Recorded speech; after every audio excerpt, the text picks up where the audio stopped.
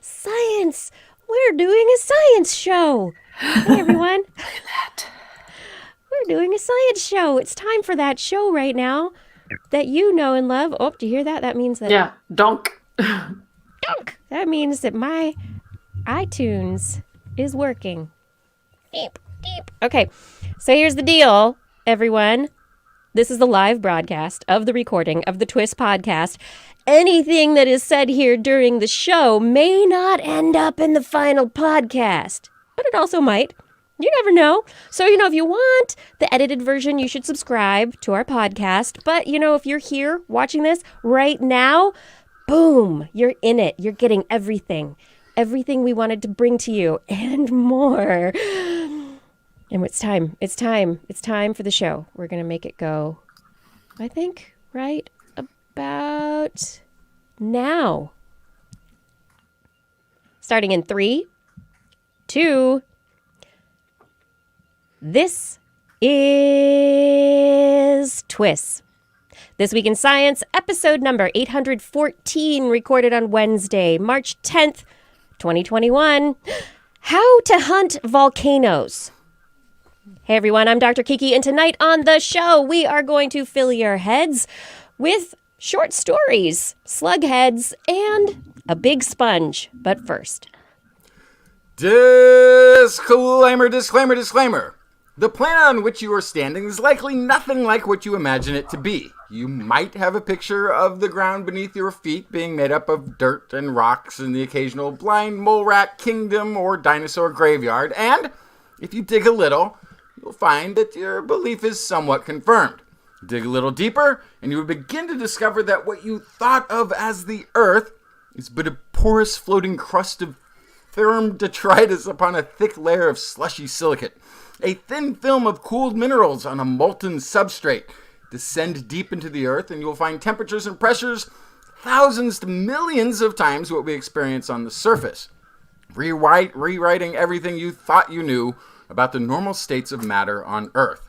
There's a lot more to the Earth than we can see or touch. It is a diameter, 8,000 miles, making it somewhere around 4,000 mile range from the surface to the core, yet the deepest hole we've ever drilled is a measly 7.5 miles deep. It took over 20 years to get that deep, and fun fact, they were still bringing up plankton fossils halfway down, which either means that the surface of the Earth goes through some pretty extreme changes over time, or burrowing plankton have been mining the planet of all its precious mineral resources, leaving the Earth a porous, hollow shell about to implode like a Florida sinkhole. And while it might sometimes surprise us that our planetary arrangement isn't entirely stable, it is likewise amazing how stable it can be.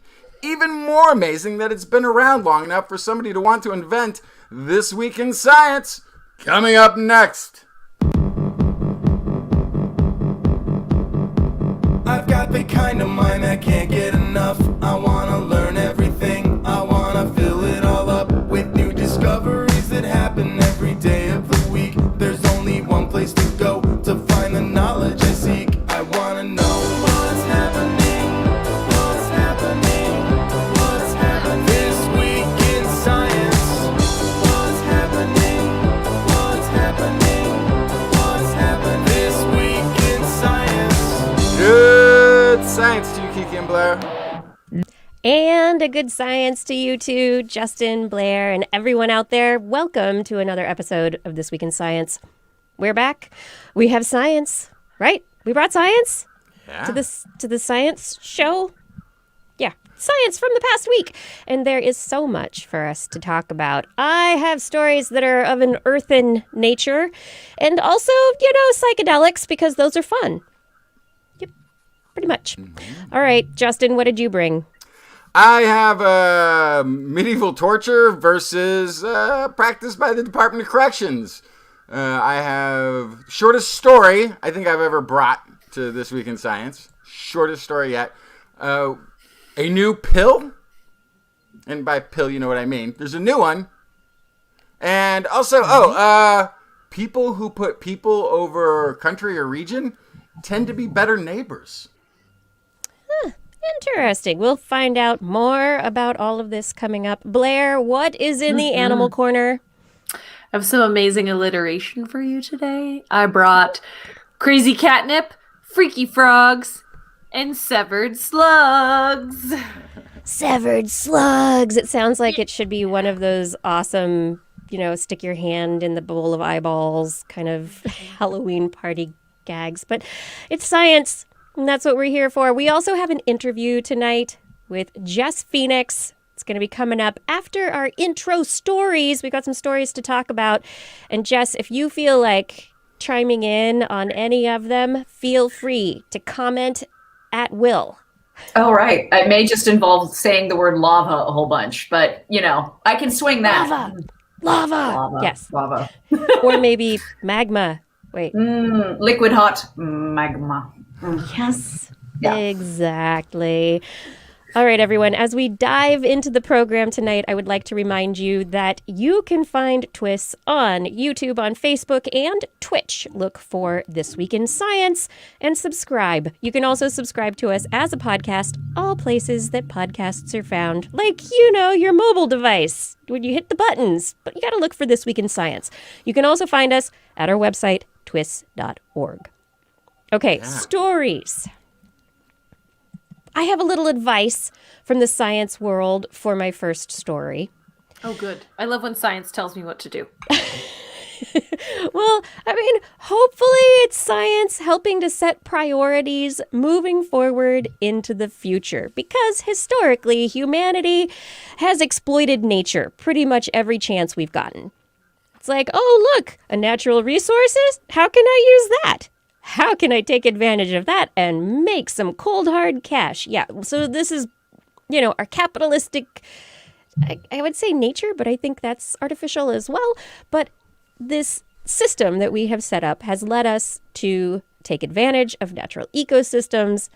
And now we take and exploit natural lands for agriculture, for housing, for human expansion and use.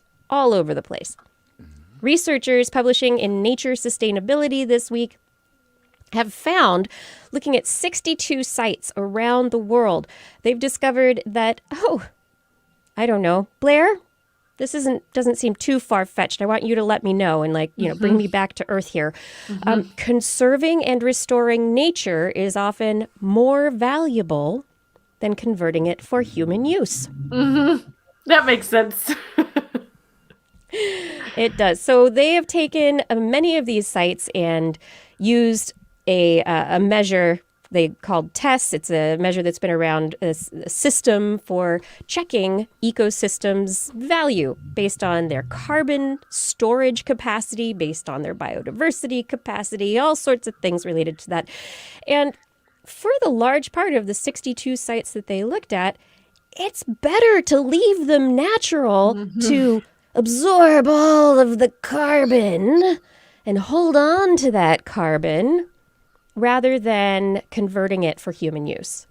And that the money that would be gained from agriculture or other human uses is not as much, and plus the cost of the carbon that would be turned over and released into the atmosphere, it's not as much as what would be saved by just saving the natural ecosystem.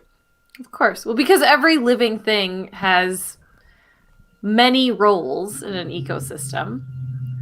And if you're converting it for human use, you're usually capitalizing on one role, right? As a carbon source, or as a space taker, or as food, or as a trophy, or as any number of things, right? But each living thing is eaten and does eat or consume and respirates in some way and takes a space, but also converts space and does all sorts of things within their niche that is a lot more than just kind of one layer. Yeah, I like that comment, Blair, that that when we use it for human uses, it's often for one purpose, whereas the natural purpose or the natural use is so multi-purposed. That the biodiversity that you would be conserving is valuable, that conserving natural lands is valuable. And while this study out of University of Cambridge in collaboration with scientists around the world, did do a lot of comparisons related to the value per ton of carbon, right? So how many dollars do we assess this to be if carbon storage capacity is what we're... Because they did take that economic look at it, but it's just overall much more valuable in general. And they did find that there were some that where commodity crops were involved, that that was a question where it didn't seem that it was necessarily more valuable to keep it as a natural ecosystem. But for the large part, forest, wetland, many locations, just leave them biodiverse, leave them natural. Nature benefits humanity. I mean, it's kind of crazy, right? Like nature actually did a really good job of engineering itself. And when we show up and crash the party, it's like, yeah, we weren't really expecting you to like actually terraform the planet in the opposite sense of terraforming. Like we're not making it like Earth, we're making it like a horrible dead thing. Terra deconstruction. There you go. There you go. Coining new phrases every week on This Week in Science. Hey, Justin, after this advice, what do you have for us? Ooh, that's a very good question. I don't know what story I have about. Somebody in the chat room was asking what was the 20+ year old 7.5 mile hole. That was the Kola super deep borehole in, you were right, Russia or former Soviet Union. Which they stopped drilling once they could hear the screams of the tortured in hell. They decided, oh, okay, we don't want to go. The dissolution of the Soviet Union kind of ended the funding, I think, for it, I think is what happened. What was the story I was going to bring first? Did you say there in the rundown somewhere? Yeah, something about a pill. Ah, not just any pill. The pill. Okay, so...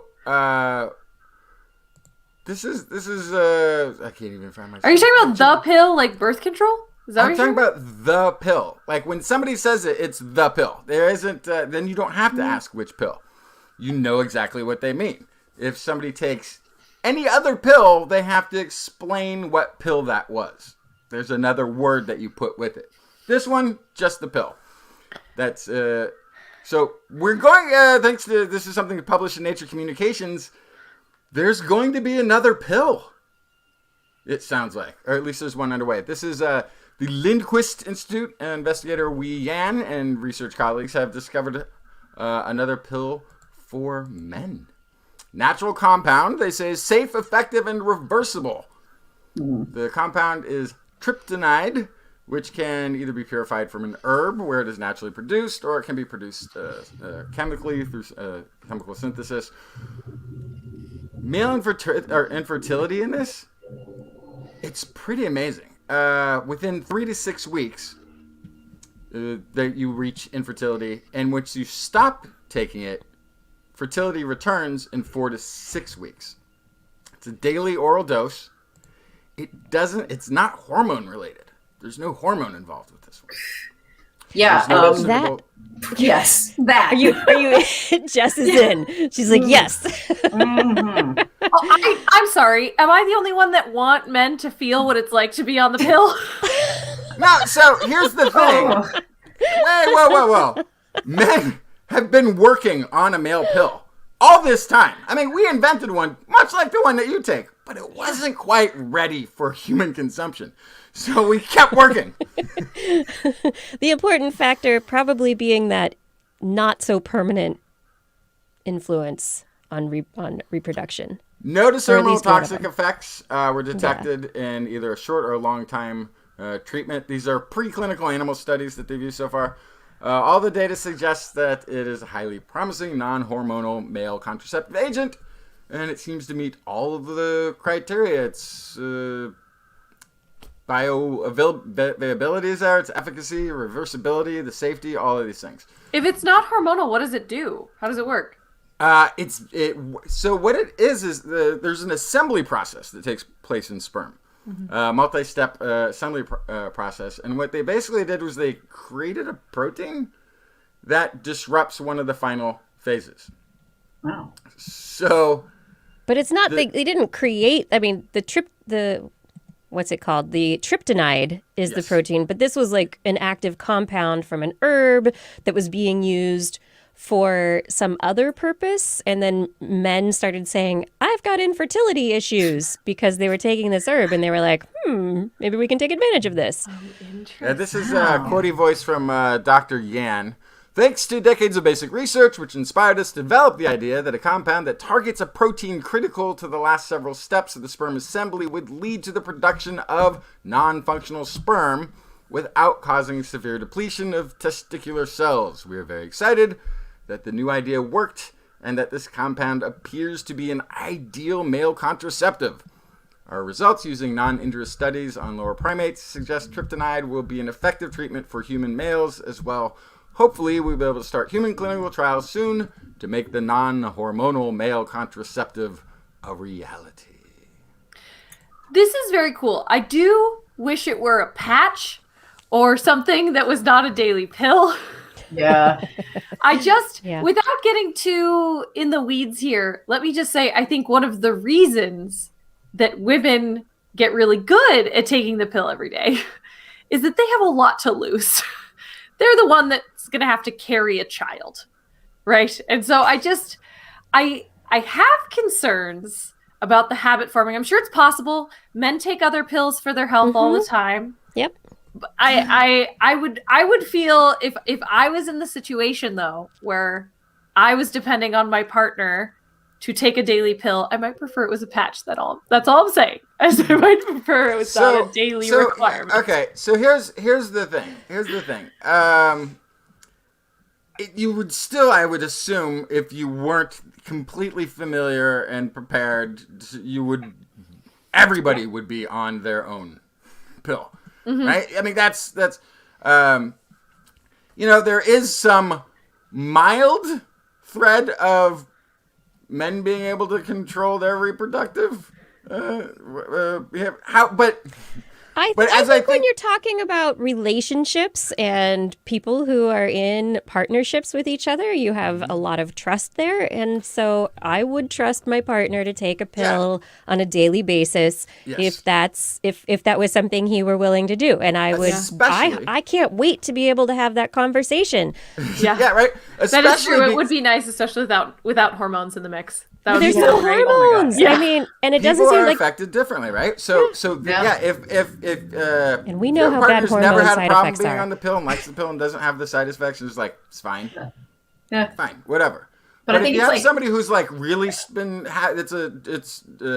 causing them grief, then there's something men can do to jump in there and be part of that as well.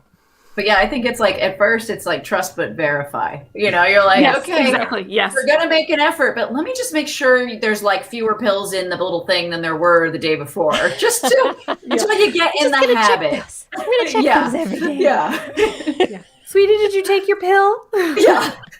I mean, I already asked if you gave the dog a pill, so it's like, all right, just one more step in the process. Take yours. Okay. Exactly.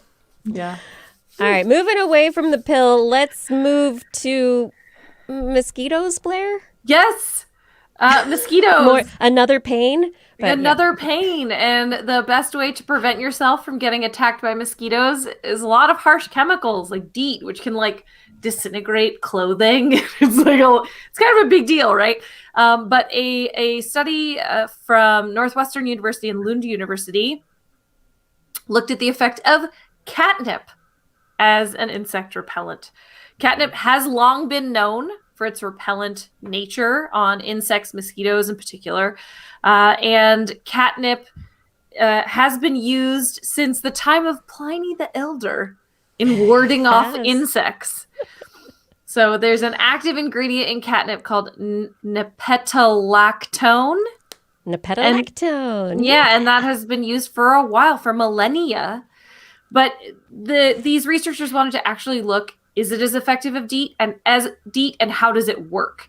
And so the catnip, member of the mint family, didn't know that.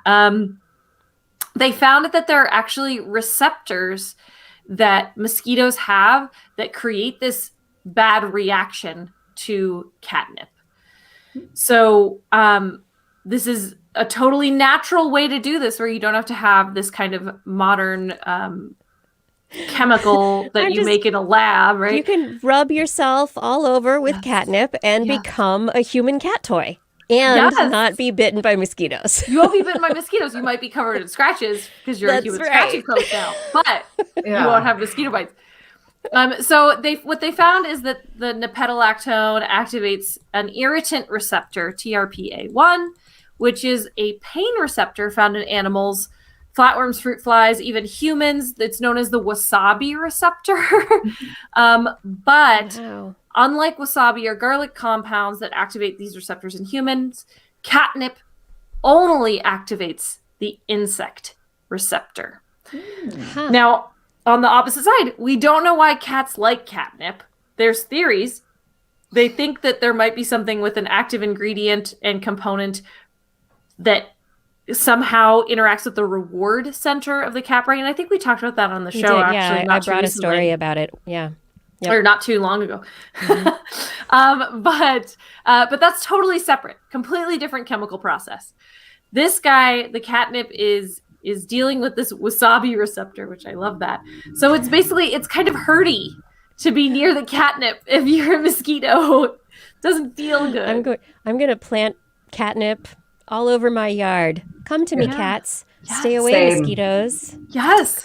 I'm just picturing though, like the cat lady from The Simpsons, like just, I don't know, mosquitoes are just running away and the cats are coming in. It seems like pretty dramatic. I think someone could do a dramatization for us. Yes. Well, if a pretty dramatic response actually was their final test of this phase, which I love, which was they offered mosquitoes a blood meal in a dish that was covered in a nylon sock that was doused in catnip. Okay, they went nowhere near that. They had a wind tunnel where they had experiments where volunteers put their whole hand in a cage with live mosquitoes, and they either had or did not have catnip all over their hand, and it was effective. So yes, talk about that dramatization. Just stick your hand into a box full of mosquitoes. I want someone to dance this PhD for sure. Oh yes, It'll be amazing.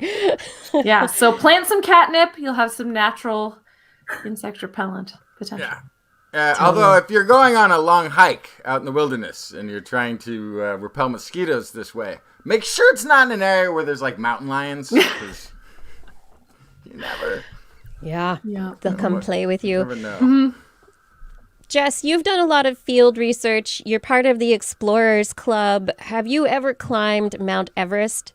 No. And actually, this is going to sound like sacrilegious to a lot of folks, but I have no interest in doing it.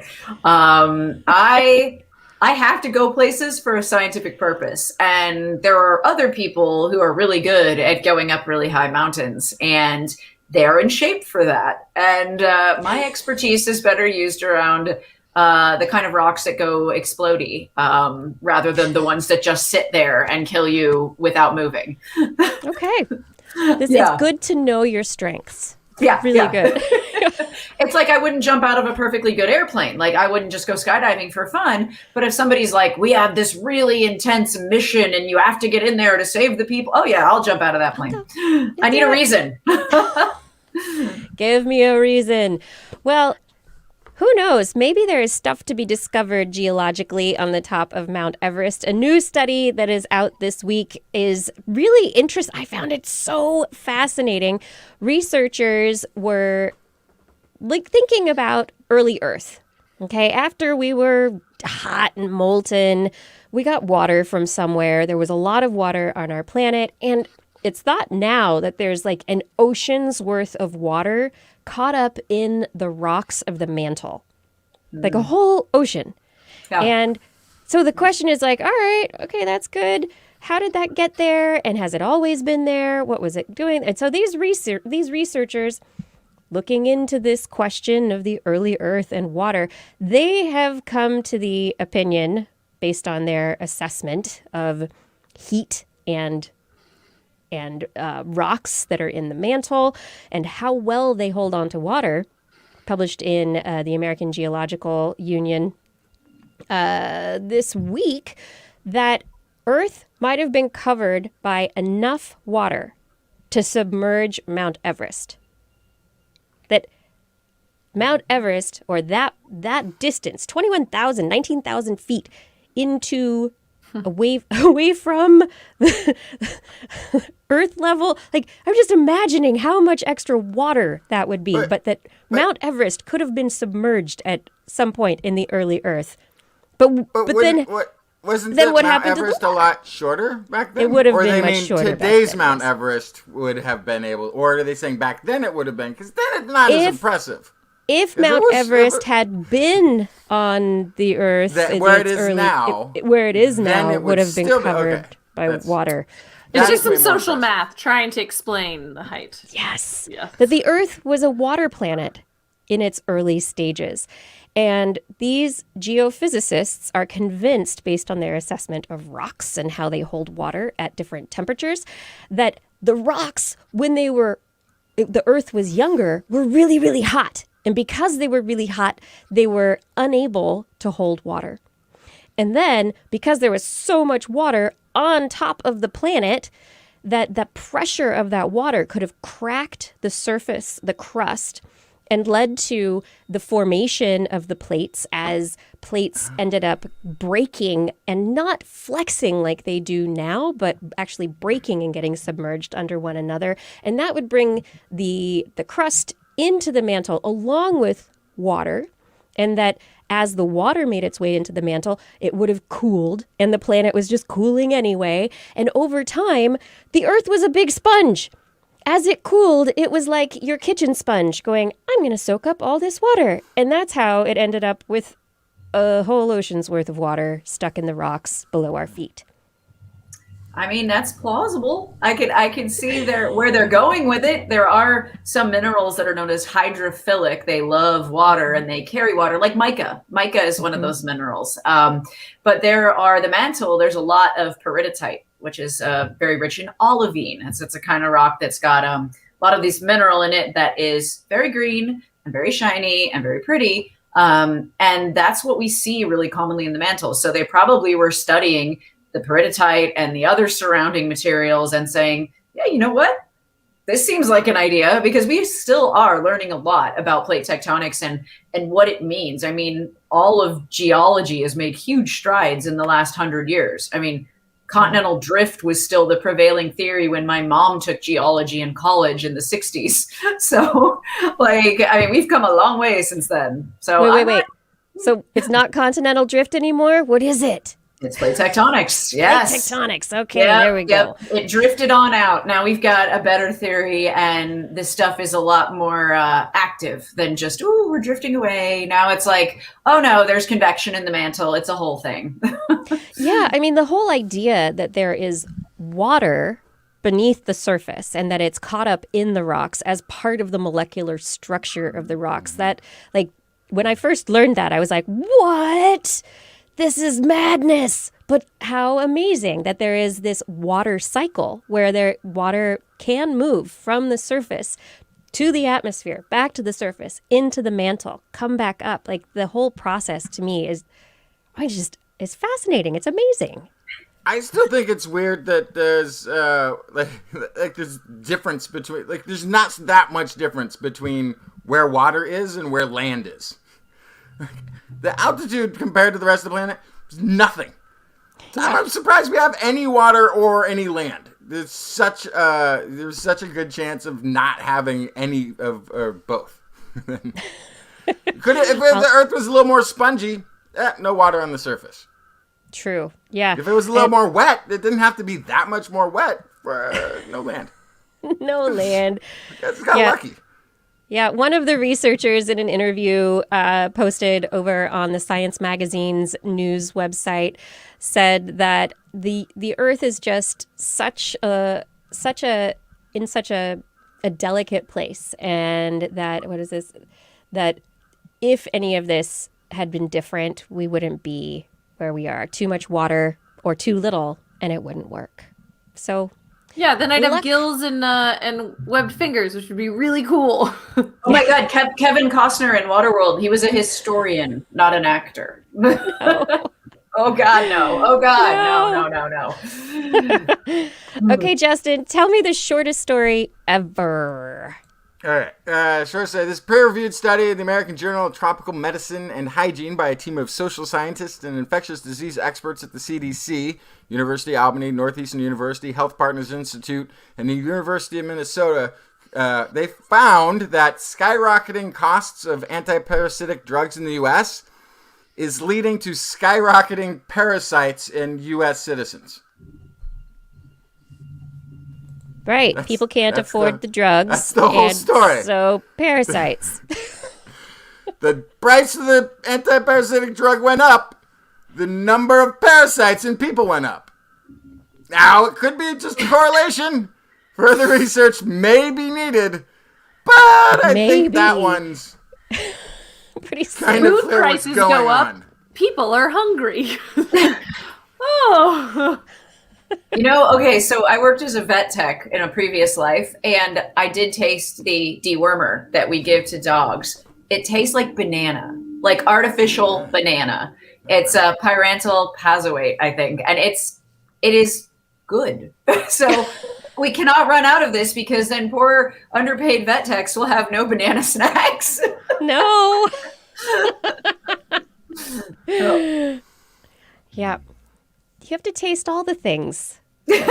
No, you don't. Yeah, no, don't do that. Don't do that. There's a reason I do rocks now. My husband had a rock this last week that he said looked like fiber optics, and it was this really neat. And it started with an S, and I can't remember what it was called, but I don't remember. Anyway, I licked it. Serpentinite, cyanide. I don't know. Anyway, I licked it, and he looked at me like, "What have you done?" Was it salty? It was a little salty. It was fine. Oh. He just told me not to grind it up and breathe it because then I might have issues. Oh, is it asbestos related? It could be. Maybe. You don't even want to lick that. I'm just licking Yeah. it. Yeah, maybe not. No, And that's how don't. Kiki became a superhero. Scientists often use all of their senses in field work and study and observation. Yeah. But there's also a knowledge of basically what you should or shouldn't lick. I didn't go by that. Okay, moving on. Since Jess is with us, I decided to go with more Earth-based geologic type stories today, and I have a story out of Columbia University from the Lamont Doherty Earth Observatory. Researchers there looked at eruptions larger than Mount Pinatubo in the last 1,000 years to kind of see how these eruptions affect climate. We know that volcanic eruptions can affect temperature, that the material that ends up in the atmosphere can block light. Mount Pinatubo resulted in a degree Celsius decrease in temperature over 15 months, which is extreme. It's significant. So they were looking at eruptions over the last 1,000 years, much bigger than this. And I find it very interesting about the news right now because Iceland is like experiencing a whole bunch of micro tremors, and it's like, ooh, might have an eruption out of southern Iceland sometime soon. We've got Mount Etna rumbling and glowing, and then Hawaii is constantly doing its thing, growing. Anyhow, these researchers found that in addition to cooling effects, there can be dramatic changes to the distribution of rainfall for up to a decade after really large eruptions. So they found in areas more equatorial that there was a drying effect. So there was a less rainfall in equatorial regions, Africa, etc. And then in over Oceania and more poleward, the rain was redistributed, so there was more rain into the temperate regions, away from the equator. It's just a very interesting study, and they used tree rings to tell them about this. So they looked at how the tree rings were mapping onto rainfall and growth, and looking back 1,000 years, and it's just It's not just right here, right now, human activity that might be, and transport chains of fruit from Africa to Europe that might be disrupted by an Icelandic eruption. It could be our entire climactic system for a very long period of time. Yeah, volcanoes will mess you up.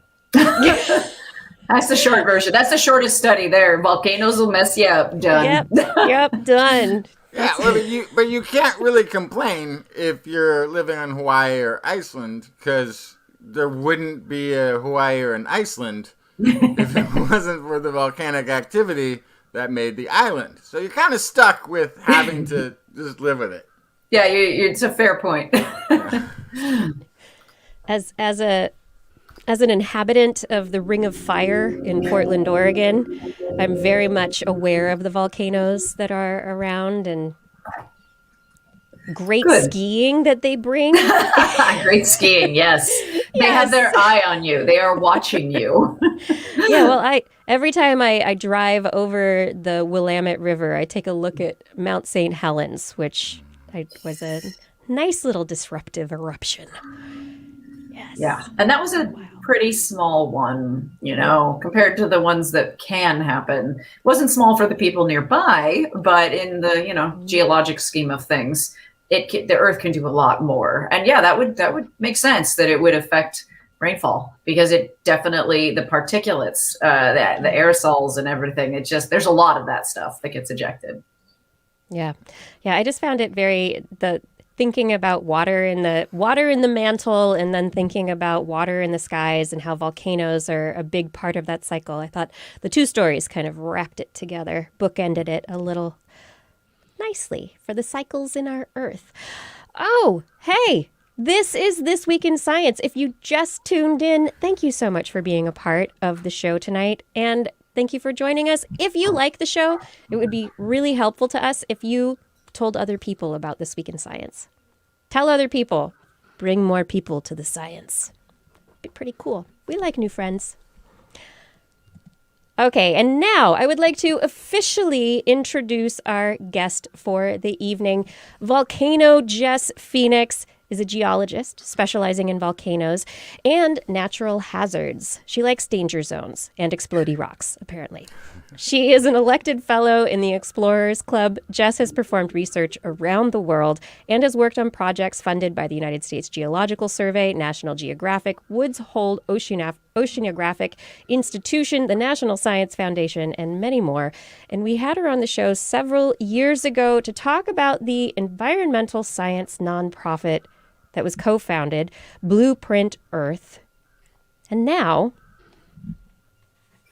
Miss Adventure is here with a book. Thank you so much for joining us tonight. Thank you for having me. When you were like, yes, I'll have you on the show again, I was like, woohoo, these guys are a good time. So I am happy to be here. I can't believe I wrote a book, and it's like not a science textbook. It's a fun book. So even better to talk about something fun after the last several years of less than fun for science.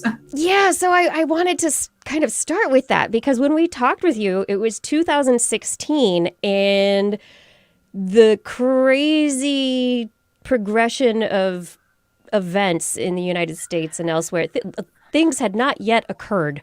And you were working on Blueprint Earth. We talked about Blueprint Earth, and we were like, yes, love the idea. This is super cool. What have you done? What have you been doing? Well, Blueprint Earth is still a thing, although we had to pause our expeditions because of COVID. Thank you, COVID. Which sucks, because we were actually doing a really big expedition at the end of it was supposed to be May last year, and for just returning researchers. So it was going to be like, let's get some of the gang back together, and it was going to be so cool, and we didn't get to do it, and it was sad. And we haven't done any expeditions since last January. So it's been over a year, and this is the time of year where normally I would be on an expedition right now, because our expeditions in the spring have always coincided with university and college spring break. So it's like, so considering how everybody else has been doing in the pandemic, I've been doing all right. And so I'm grateful for that. I have been running for Congress, which I did in 2018. I mean, I started in 2017 because the secret about running for office is that it will suck onto 18 months of your life like a vampire. And you'll be so drained afterwards that, like, seriously, after the primary, and I did not win the primary, otherwise I would be like in Congress right now. It would have happened. Right. Yep. I immediately got asked to go to Iceland on a circumnavigation, like, expedition cruise to film a documentary about Margaret Atwood's life. And I'm like, wait, I just got a call to do what now? To go hang out on volcanoes with Margaret Atwood above the Arctic Circle? Like, This sounds okay. amazing. Yeah, I'm like, oh darn, I will cry that I didn't keep going into Congress. Like, shucks. And then I basically went to Yellowstone to do something else for science, and then I went to Indonesia to do another thing for science, and then I ended up going to Greece on vacation, and I was like, and I still wasn't recovered from running for Congress. It took me at least a year to, like, get back to feeling like a normal person, because it took that much out of me.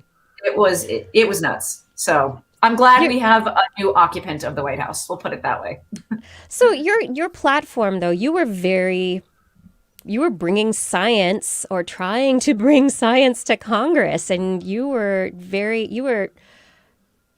how was that? How was your run? And I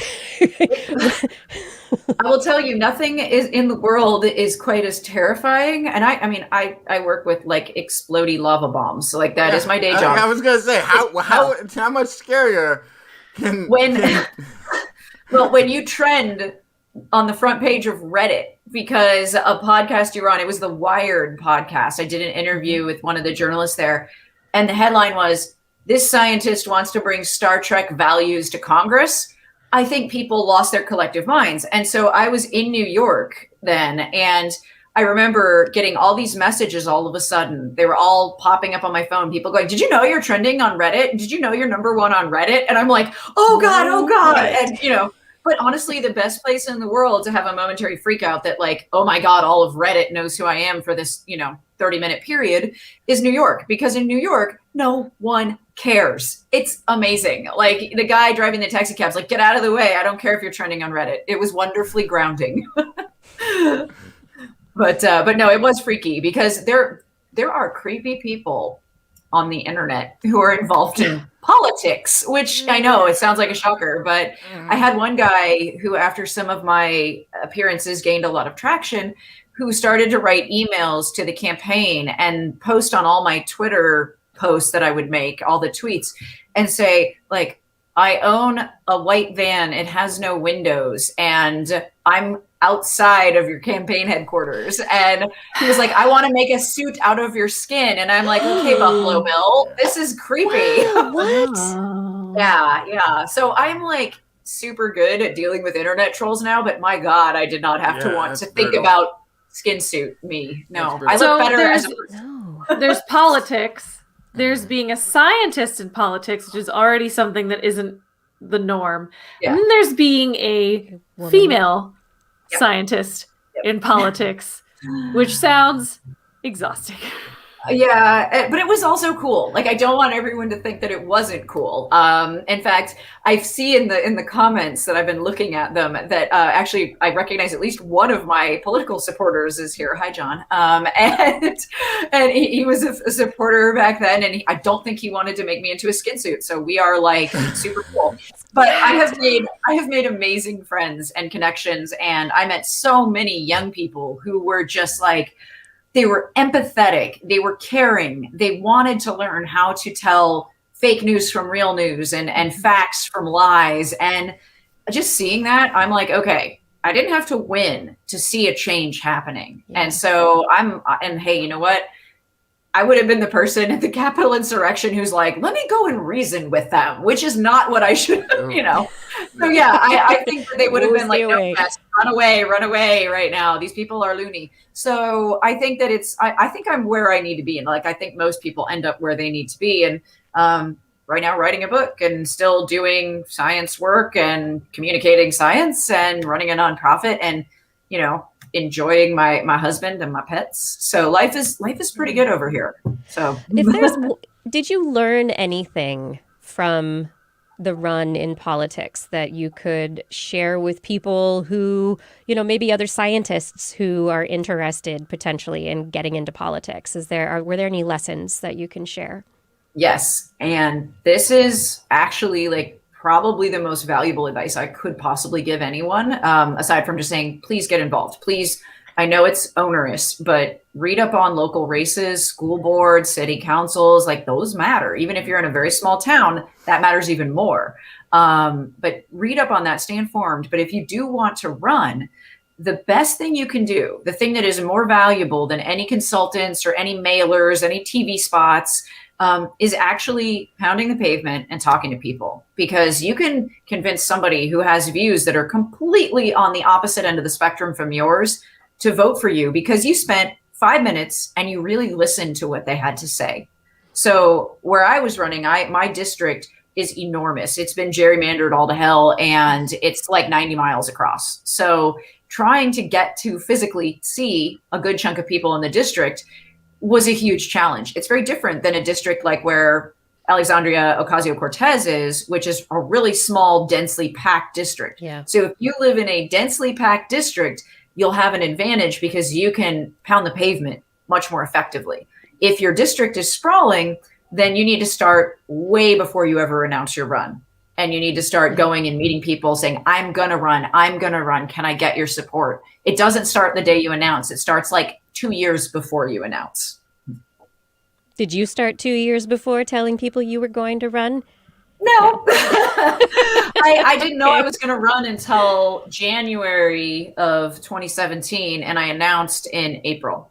So, and all the advice I got between January and April was basically useless. When I did things the way that I wanted to do things, not the traditional consulting route, but when I said, let me go online, let me do my own social media, please, then it worked really well. Yeah. But, it's just because the way that politics is done is really good for traditional politicians. It's not good for scientists and people who are tech and media savvy. Yeah. So I think those are some really, really good things to think about. Thanks for that. All right. So you ran, you kept going after running. You've done all sorts of expeditions and TV shows, and you've written this book. What led to you sitting down and going, I have some stories to tell, and I want to tell them? Well, I have known some really cool people throughout my life. One of whom, her name is Madeline Blaze, and I met her when I was like a 14 or 15-year-old. She was introduced to my parents through a mutual friend, and she had kids my age and my brother's age. So we got to know them a little bit, and we would go back east for vacations and we'd meet them. And Maddie is a Pulitzer Prize winning author and journalist, and she's phenomenal. And she was always somebody I respected. So at one point I said, I've been doing all this work on volcanoes and people seem to think that's kind of cool. Maybe I should write a book. And she went, yes, you should definitely write a book. However, why don't you write a book and get a degree for it at the same time? And I went, huh? Like, I'm a scientist. What do you mean? I don't need another degree. And she said, well, you can get an MFA at a low residency MFA program. And I went, ooh, that sounds like fun. Like more letters after the name. So Interesting. Okay. Yeah. And she was adjunct faculty at Goucher College in Maryland. And so I applied, and for some reason they let me in. And so I started the program January 2017. And then I started running for Congress while I was starting an MFA program. So this book was largely written while I was also running for Congress. And wow. I'll tell you, it kept me sane, both things. Like the book kept me sane with Congress. Congress kept me sane with the book. So I finished it after the run was finished. But I just thought it was cool to be able to share these places that a lot of people will never be able to see, honestly. I mean, I can try to make certain things accessible to people who may be physically incapable of visiting spots like this, or not have the finances or not have the training. And so I'm kind of like, I feel like I have a duty because I go to these places to share the experience however I can with people who can't go. as we talked about as a female scientist running for Congress, but let's talk about as a female scientist doing field studies in these remote places, doing science with volcanoes. And can you talk about that experience a bit? Oh my God. Just the whole experience in general, or like a specific aspect of it? Because it's not something that comes naturally to me, and probably doesn't for most people, right? Like, we live our lives pretty well sheltered from the remote, at least in countries where we're probably streaming this show right now.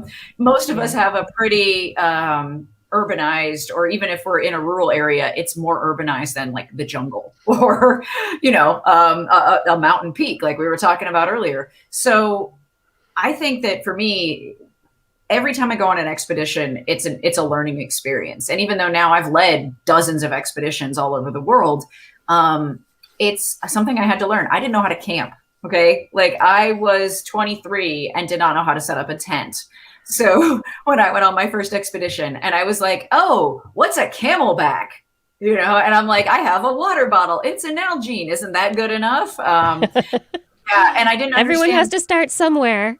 I didn't know what sock liners were. I did not know how to go to the bathroom outside.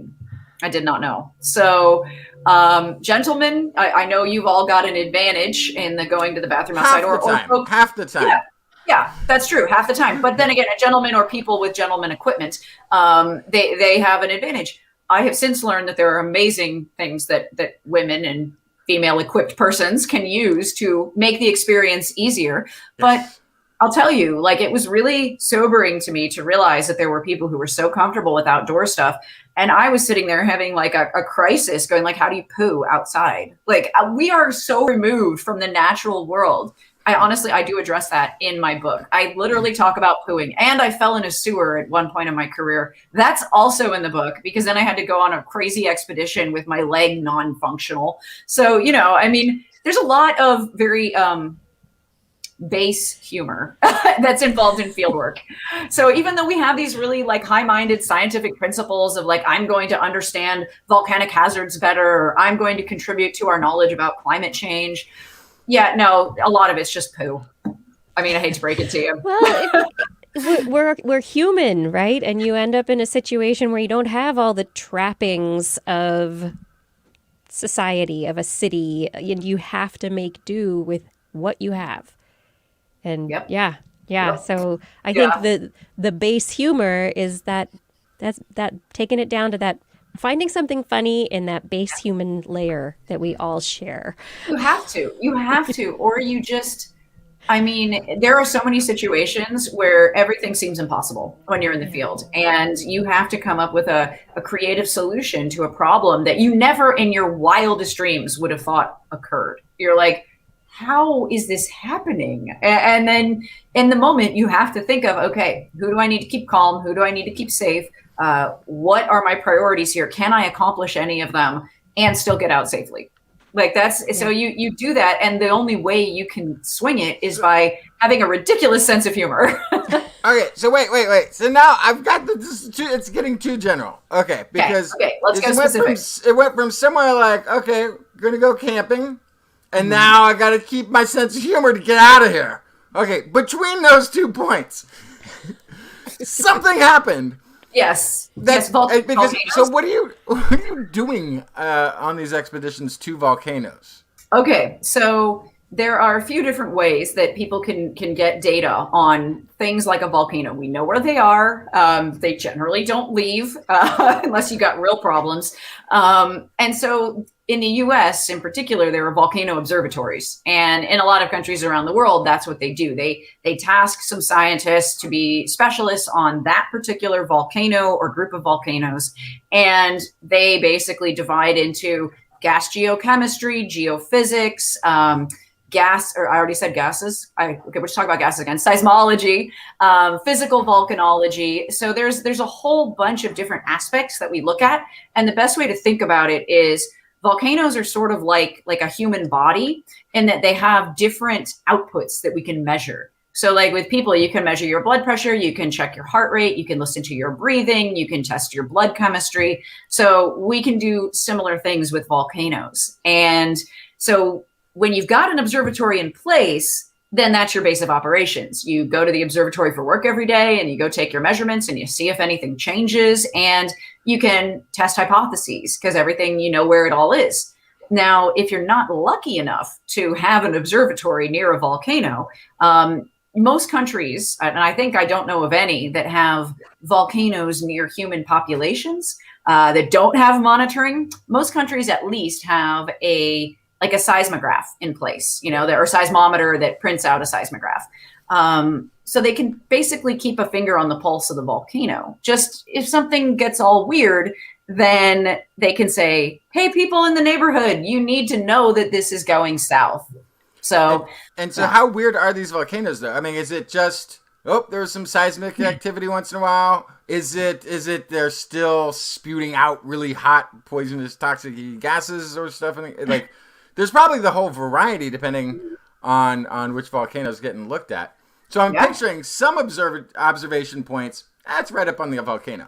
Right now, that's fine. Nothing's going to happen. We'll just watch everything from right here. Others, you might be maybe keeping a distance. Yes, because volcanologists do die while doing their job. That's a thing that happens.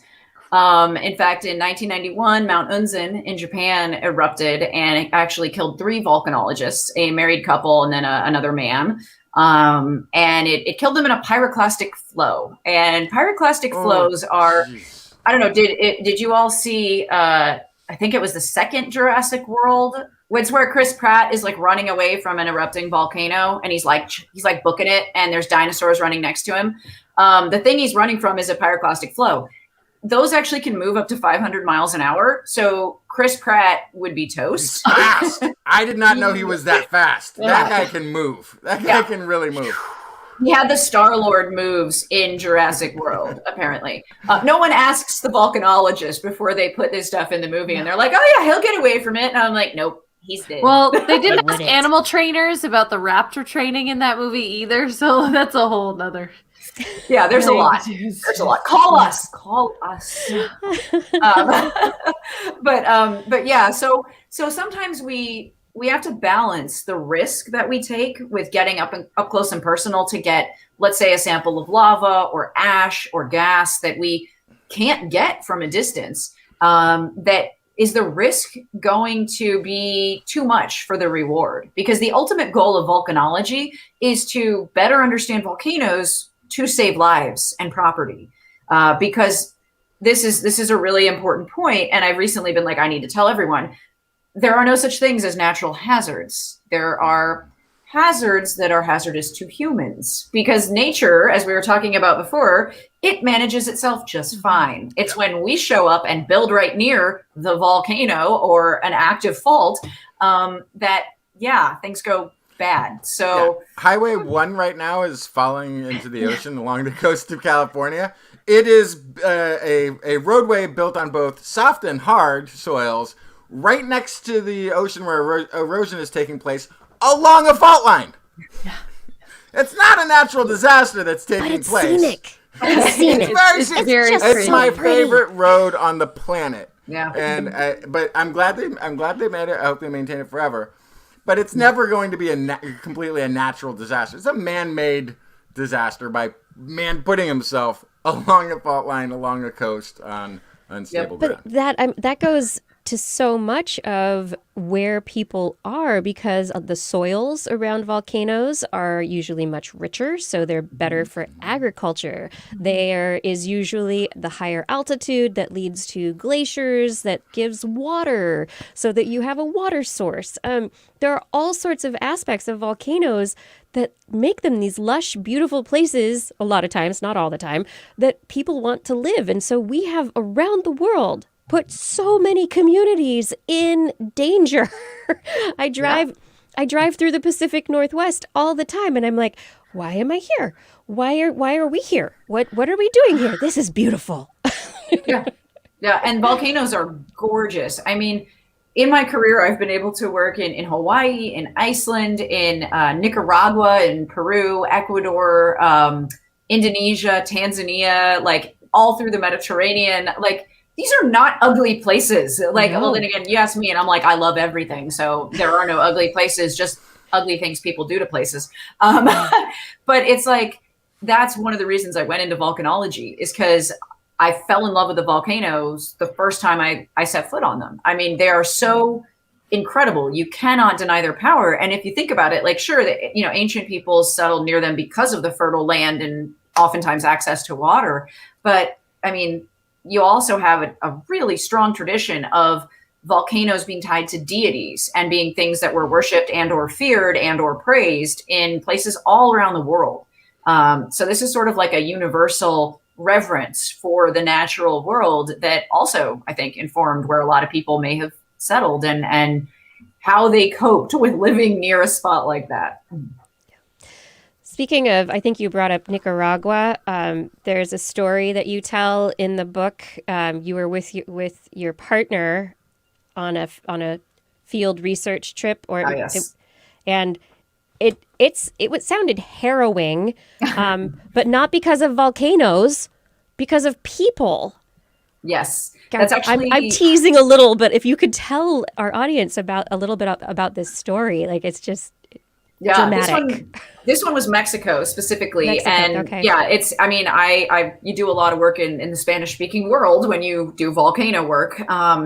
And so my husband, Carlos, and we were just married, and by his name, Carlos, it's pretty obvious. He is of Latino origin.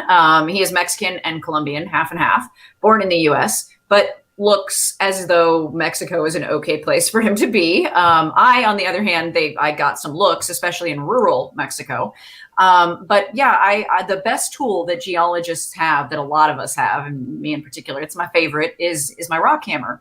And it's a single piece of drop forged steel, and that's so that the head can't separate from the handle.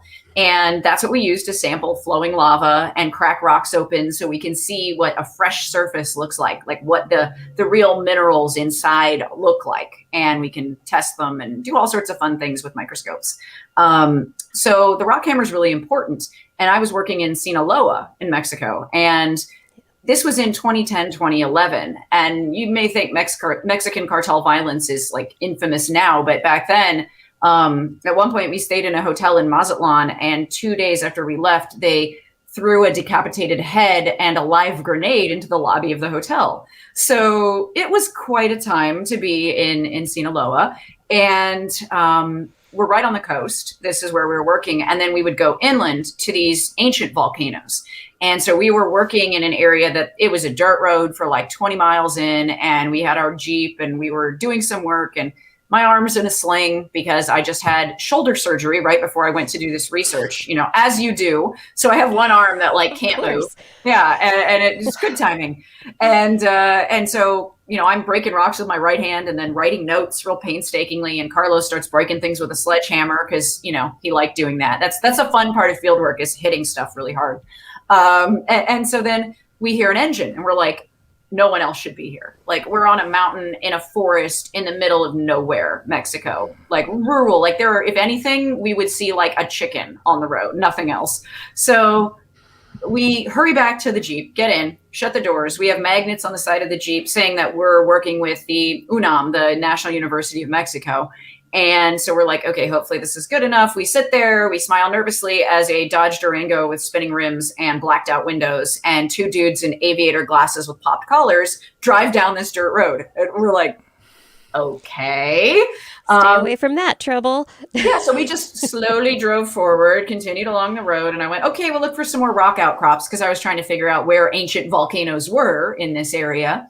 And, you got to dig through vegetation and stuff. So vegetation sucks for geology. But so we go in and we go in a little further. I find an outcrop, and we turned around in this little sketchy area that I was like, I think this is their marijuana farm. Let's go. Because like dogs came out and barked, and we didn't see any people, but we didn't want to wait to see any people. So we spun the Jeep around, got back to this outcrop, and I'm like, time for science. And then I get out of the Jeep, look back for my rock hammer, and I'm like, Carlos, where's the rock hammer? And he's like, I thought you had it. And I went, I thought you had it. And we went, oh no, we left it where we were working, where we saw those guys. So we get in the Jeep and I'm like, okay, let's go back. Maybe they're gone. We drive back, no sign of them, no rock hammer. And my rock hammer has a black and yellow handle. It looks like a freaking neon bumblebee. You can't miss it. And I'm like, yeah, it's not here. Like, it's just not here. So Carlos, being the wonderful husband that he is, he would still do this today because he's just awesome. Just floors the Jeep. And we start like banging down this road, and my poor injured shoulder's like, ow, ow, ow. And I'm like hanging onto the handle, like, don't kill me, but we need to get this hammer back, because you cannot find a rock hammer in Sinaloa, like, on short notice. And I had a limited amount of time left to be doing that research, and the funding was going to run out. So we go bombing down the little mountain. We get out to the flat area, and like, we find the narcos. And because I'm nuts, and Carlos apparently is an enabler, we pull up side by side with the Durango, and they have not shot us, but the guy has his window, he rolls it down like this much. And so I'm like peering through the window, and I put on my best, like, I am a goofy gringa whole thing. And so I go, hola, señor. Necesito mi martillo, soy geóloga y necesito el martillo para, you know, I just went on this whole thing. Like, I really need this rock hammer. I'm a geologist. I'm working. I'm studying volcanoes. The guy's face like goes, like, volcanoes. And then he goes, is it dangerous? You know, he goes, hay peligro. And I'm like, no. And I had to tell him, like, no, these are old volcanoes. And then, of course, I should have known where he was going to go next, because he's like, hay oro, which is there gold? And I was like, no, there's no gold. And I just said, but look, this research is really important. I really need my hammer. And then the guy's like, he tells somebody something in the back of the car. I can't see anything. And I'm like, they probably have their automatic weapons like fully just pointed through the doors at us. I'm sure they did. And they were just like, who the hell is this chick? And like, what is she doing here? This is really weird, because Carlos hasn't said a damn word, and he's sitting next to me. We got the university sign on the Jeep, and the Jeep is also bright red, might I add. So we are like, hi, we're here. Anyway, the dude takes mercy on me, holds up the rock hammer by the bottom, like he's holding that bottom, and the head's down here. And he's just like, is it this one? And I was like, yes, thank you so much. Oh my God. You know, and the guy was like, you could tell he was like, weirdo, but got the hammer back. And then we drove away slowly and respectfully. And then we both went, did that just happen? Like, did we just chase down narcos and get a hammer back? Yes, we did. Cool. All right. What other work can we do today? And we had so many more run-ins with them. Like, it was just, working in dangerous places is not limited to the volcanoes. It usually is the people that cause more of a problem. Yeah, that's what I was wondering. And do you often travel? I mean, you're traveling with teams. Do you ever? I mean, this book is full of so many stories. It's just stories. Yeah, no, we have teams, but what would you like to know about them? No, I guess the question there's the two different questions. In just the going and working in these dangerous places, have you just had a number of run-ins as a female scientist that you're like, this is ridiculous and dangerous and I want to go home now? It's a good question. Honestly, not from just by virtue of being female. The only times I've ever been like, I want to go home now, have been if I'm really cold. I don't like being really cold. Like right now, my hand is really cold. I have bad circulation. So when I work in cold areas, like when I was doing some work in Peru and we got snowed in, I was like, I will never be warm again. And we were up like over 16,000 feet high for several weeks. So, and I was injured. I had the leg injury from falling in a sewer. Don't recommend it. So I just like that time, that's when I wanted to go home. But I've always been like pretty fortunate. I mean, I've had some moments where in retrospect, it's like, oh, that could have been really bad. But again, it's always the people. It's never the volcano or the mountain or, you know, it's just when people are acting sketchy. And so I have been on trips where people have been armed as security because you need to be. In fact, actually, it's common, even close to home.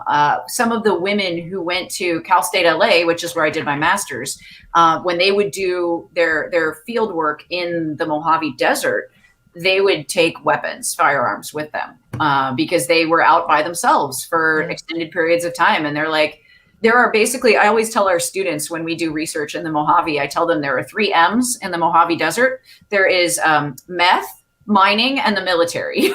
So yeah, the military is fine. The meth, not so much. Not and the so mining, much. yeah, well, some of the mining's legal, some isn't. So, you know, it's, you gotta be prepared. This is news to me. There's methamphetamines in the desert? Like, people are... What are they? They're just... Isn't that what the entire show Breaking Bad was about? Pretty much. Yeah. Okay, I guess I missed that part. Meth in the desert? Yeah. Yeah, it's not just a New Mexico thing. Like, it happens in California too. Totally. Yeah. Yeah. Yeah. So on the other side of this is dangerous people you might come into contact with while out in the field as a single scientist or even with a team. But in the biological sciences right now, there is a big push, and there have been papers, letters that have been written that have been published in the last couple of weeks by groups of people who are trying to change the, change the culture of field science in biology to make it safer for women, because out in the field, even the people on your team, if they are more more primary scientists or anything. Things happen and people talk about abuses all the time. And is that something that has ever been a concern to you? And is it a concern with the field of geology and volcanology in general? I think any group these days that thinks that it wouldn't be a concern for them is like lying to themselves. We have, this show right now has a lot of female input, but we can probably all speak to experiences. I mean, even just the last couple of weeks, I had dudes catcalling me, and I'm like, I'm wearing cargo pants. Like, stop it. I'm walking into the grocery store. Leave me alone.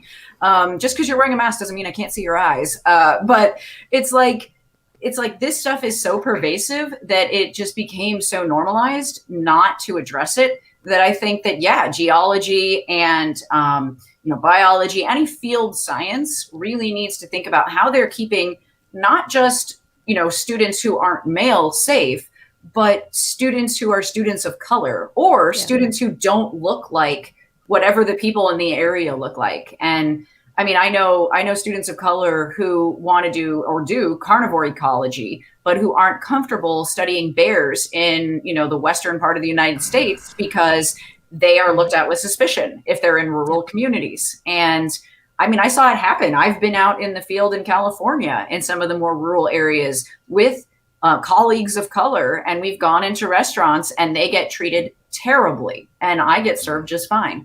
And I mean, it is a problem. So, because I run a field research program, I try really hard to make sure that the culture at the top is a supportive, positive culture that is open.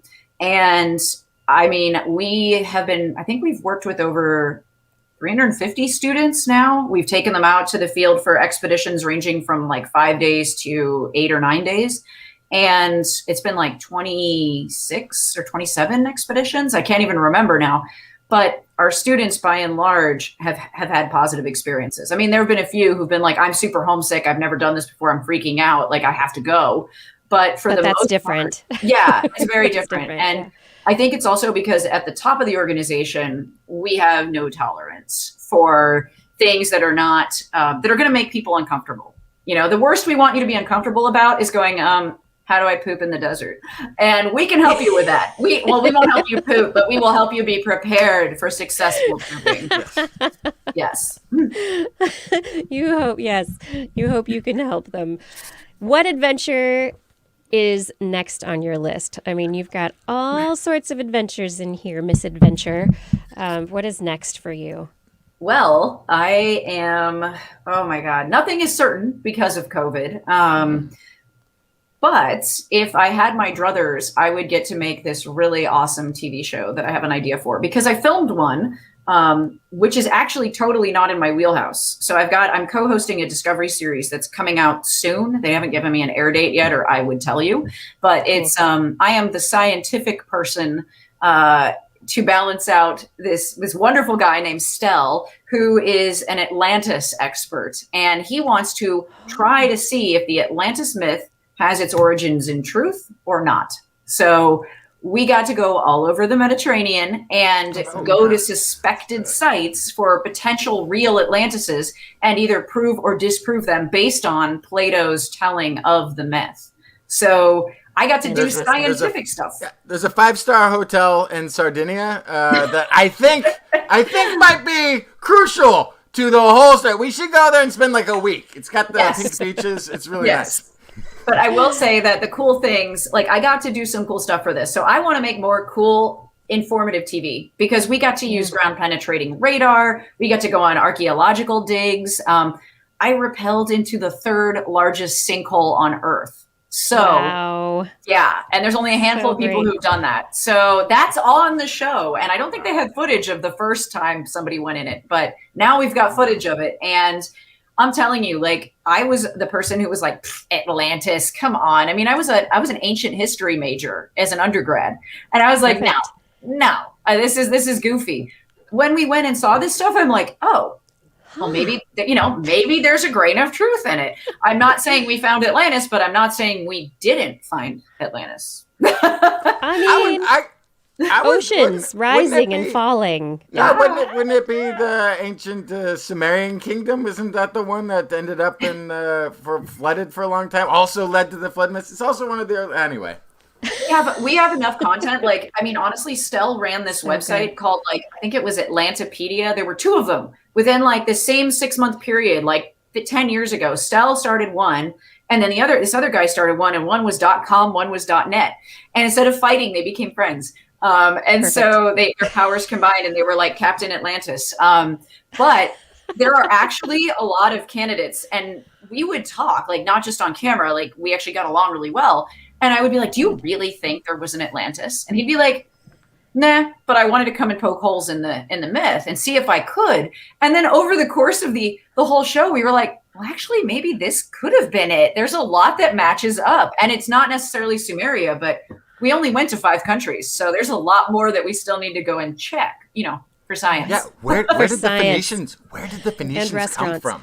They just showed up one day. There they were. They had letters. Where did they come from? Under the sea. Yes. Beautiful red purple urns. That's what the Phoenicians were known for. At least that's what I remember from like 10th grade history. So I hope to make more TV soon because I want to make more TV that has that shows diverse scientists. That's really a big passion of mine. So I want to get out there and do a lot of that. So we shall see. But right now it's like more of that. If they start to greenlight projects, hit me up. I got this one. It's sort of like a scientific sketch comedy. Like you take SCTV and the Science Network and you put them together. Hey, I would watch. Yeah. I am like the thing when I ran for Congress. The thing I realized is that like nerd humor is all encompassing and everyone's invited. And so I'm like, why would that show not work? I mean, you'd have to convince me it wouldn't work because I'm on board. It would work. It could work. Let's just sell it, make it happen. Mm-hmm. For your book, what do you hope that people get from your book? Basically, the unifying thing. Sorry, my dog is trying to climb on my lap. Titan, you really don't need to be part of this. He's here, but you can't see him. There is his little nose. Okay.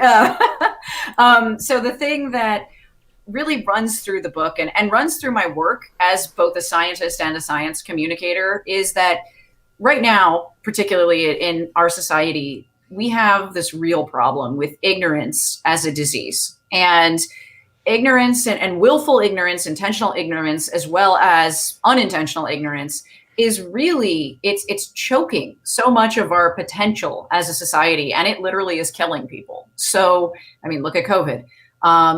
So we really need to fight the disease of ignorance with the cure that is curiosity. And I think that is the thing that as humans, it doesn't matter where you're from or anything about you other than that you are a human, you're Homo sapiens. We have this inherent curiosity. We all are born curious. We're born as scientists and explorers, and we test our observations about the world around us. From the time that we can like grab stuff, we then stick it in our mouth. Oh, look, my foot. Does it taste good? Oh, look, this dog poo. Does it taste good? That's what babies do. Yeah, it doesn't taste good. But we are testing a hypothesis. And that love of learning, that innate desire to know about how we fit into the world around us, that unites all of us as humans. And if we can just keep up that enthusiasm for kids, like get them through that crucial part of middle school and into adulthood, and keep engaging adults with just being curious, asking why the mountains are where they are, why that frog is neon green, you know, like asking those questions, that is, I think, what we need to meet the challenges we have in this day and age. I mean, climate change, overpopulation, I mean, these are not small things. So if we keep asking the questions and wondering, that is what I think, that's what I want people to take from the book, is that wonder is for everyone. Curiosity is innate to all of us. So parents, read the book, enjoy it, take these lessons to heart, stop telling your children to be quiet when they keep asking questions. And then when they ask why or how, you say, go find out. Exactly. And it's okay to say you don't know. For everybody. It is. Scientists, adults, parents, youngins, say you don't know, but then go look it up or go do the research, for real research, not just like YouTube rabbit holes of like conspiracy videos. Don't do that.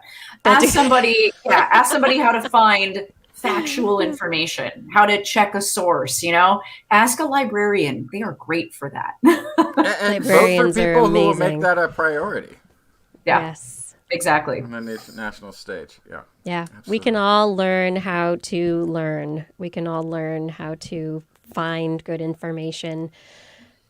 Yeah. And if you don't know, you can go find out. Jess, thank you so much. I don't want to this keep was you fun. too much later, unless you want to stay with us You for can the stay. rest You're of the not- show. You don't have to leave. You don't have to go. There's more stories. Oh, I would say that I could stay, but big news, surprising news.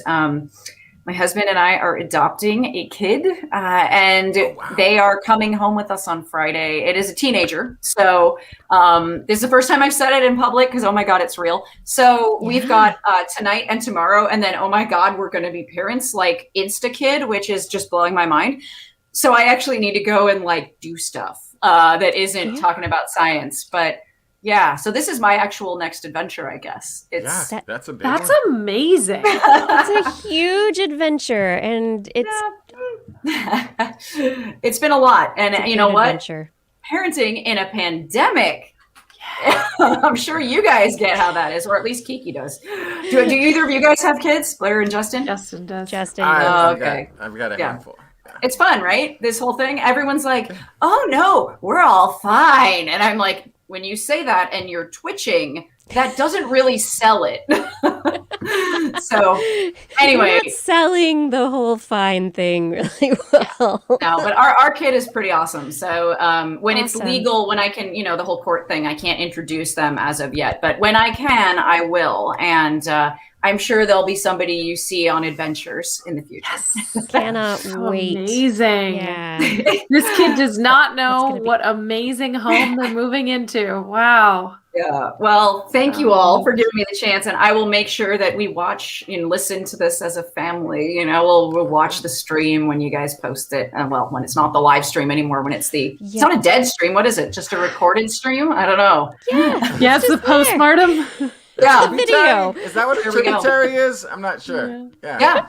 There you go. Well, thank be you out all. there. Oh, you guys are amazing. And I You're love amazing. being here. And I would love to hook you up with any guests in any areas that you ever need someone in. If I can help with my network, I would be happy to, because you're all delightful. Fantastic. Yes. Thank you Wonderful. so much. Yes. Stay Thank well. you for joining us. Thank you. Yeah. Good luck And this where weekend. before you take Thanks. off, Yes. where can people find you and information about your book? Ooh, this is the hard copy. You You can visit my website, volcanojess.com. I don't actually have a link to the book app yet because I am, trying to become a parent. But you can find me on the internet. I am ubiquitous on the internet. Jess Phoenix is my name. I am not the Olympic equestrian from Canada, or am I the Jess Phoenix who does art in Washington. Yep. I am the volcano-oriented Jess. So you can find me. I'm on Facebook. I'm on Instagram. I'm on Twitter. Twitter most often. It's not all science. Often I yell about politics. So and the 90s. But it's a good time. Because everyone has to yell about the 90s. That was a thing. Yes. But thank you all. And if you do have volcano questions, you can contact me via volcanojust.com and ask your volcano questions. Perfect. Yep. Thank you so much. Have a great night. Thanks Bye, for joining us. It's been great. All righty. And everyone, once again, that was Jess Phoenix. You can find her at volcanojess.com. This is This Week in Science. Thank you so much for being a part of the show, for enjoying it. And if you do enjoy it, consider supporting the show. Head over to TWIS.org, click on the Patreon link, and choose your level of support. Anyone donating $10 or more a month will get their name read at the end of the show. Unless you tell me that you don't want your name read, then I will take it off the list and you will be anonymous. But I want to read the names because your support is really what keeps the show going. And we do appreciate every cent that is sent to us. Thank you for your support. We really cannot do this show without you. All right, Blair. I think we have come to your part of the show. I think so. Yep. That's what the rundown says. It's time for Blair's Animal Corner with Blair. She loves our creatures, great and small. Biped, millipede, no pet at all. If you want to hear about animals, she's your girl. Except for giant pandas and squirrels, there's Animal Corner. With Blair. What you got, Blair? I have a story that you may have seen all over the internet. So sometimes when an animal science story goes viral, I go, okay, I'm not bringing that to the show. People have seen it. They get it. But sometimes when they're especially weird or people have weird takes on them, I really like to bring them so that we can actually talk about the actual factual science of what these clickbait headlines are about. So thank you, Blair. Over the past couple days, I saw the headline, Sea Slug chops off own head. Sea Slug survives without head. Sea Slug regrows head. Lots of weird things. Sea Slug survives like plant without body. But ultimately, here's what's actually happening. Okay. What's the truth? Tell What's us. actually happening is also bizarre. It's great. Sea slugs, they're just the gift that keeps on giving. So these Sacoglossan sea slugs, don't say that 5 times fast. Oh my. Anyway, there are 2 species of them that have been discovered doing something truly amazing. So this was discovered by mistake, and it was in a lab. And what they saw was that they came in, they checked it on these sea slugs, they raised them from eggs, they were studying their life history, just basic stuff, and there was a slug head moving around without its body. Okay. And I mean, stuff like this happens sometimes. It's like, yeah, weird invertebrate thing. Who needs, like, worms? They cut themselves in half all the time and they keep going. Right? Right. And in one case, one individual actually did it twice in their lifespan, which is pretty wild. But so what they saw was this head separated from the body was moving on its own, which it's a slug, so sure, we can see that happening, right? Within days, the wound actually closed at the back of the head. And then they started feeding on algae. And then they began regenerating their heart. And then within about 3 weeks, Wait, what? they were complete again. They regenerated their entire body. Wow. So if they were older, couldn't quite get there. Didn't feed after they chopped off their body, and they died in about 10 days. But the younger slugs were able to completely regrow their whole body, including their heart. Just keep on trucking. So here's the other thing. The cast-off bodies. I know if everyone's shouting at me from the chat rooms and people watching and listening, but what happened to the body? Did the body regrow a head? No. It did not regrow a head. It's not like you chopped it in half and you got 2 slugs. No. The body eventually kind of shriveled up and stopped moving, but not right away. The headless bodies did move and react to being touched for days to months. For days to months. They couldn't. They're like, eat. I'm here. I guess I will fade away into oblivion because I can't go get food because I don't have my head sensory organ anymore. So they think also a big reason that this is possible is that these slugs have a symbiotic relationship with algae, where they eat algae, and then they can use the photosynthetic ability of the chloroplasts. They actually incorporate the chloroplasts from the algae into their body. Yeah. So that they we've talked begin about photosynthesizing. that on the show before. It's so cool. Yeah, so that it's a habit known as kleptoplasty, which yes, we have talked about on the show. I stole those photosynthetic bacteria. So this is a unique element of this, is that they have the ability to photosynthesize, which means that as a head, just a head, they can still create energy and metabolic processes to then make a whole body. They presumably could not do that if they didn't have a way to create energy without a stomach. So they do think, though, the real question is, how are you able to build this whole new body? So this suspicion is that there are some sort of stem cells at the cut end of the neck that are capable of the regeneration.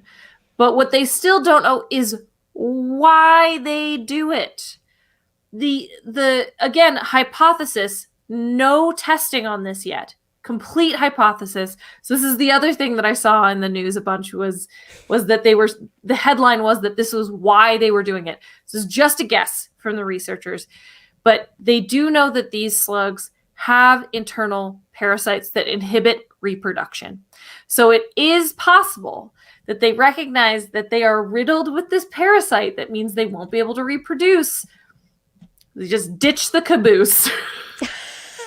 Did you just rhyme that? Uh-huh. Can't reproduce? Ditch the caboose. Ditch the caboose. Yeah. So that's possible. Yeah. No research on that yet. Again, this discovery was a mistake. This is not what they were trying to look at. I love it. Yeah. Yeah, I think it's interesting though. I saw the news all over the place as well that the reason that they were allowing this regeneration, cut the head off to get rid of the parasites. I'm full of parasites and I have to get rid of them. Ditch the caboose, right, as you said. But that's interesting that that's not, they don't actually, it's a speculation and they don't actually have any data behind that yet. None at all. Yes. They also don't know what cue prompts them to cut off their body or how it's done. Yeah. I mean, I'm going to go ahead and guess that it's probably a similar mechanism to how lizards chop off their tail at will. But yes, this is all stuff that needs to be studied now because this unexpected discovery was made. Yep.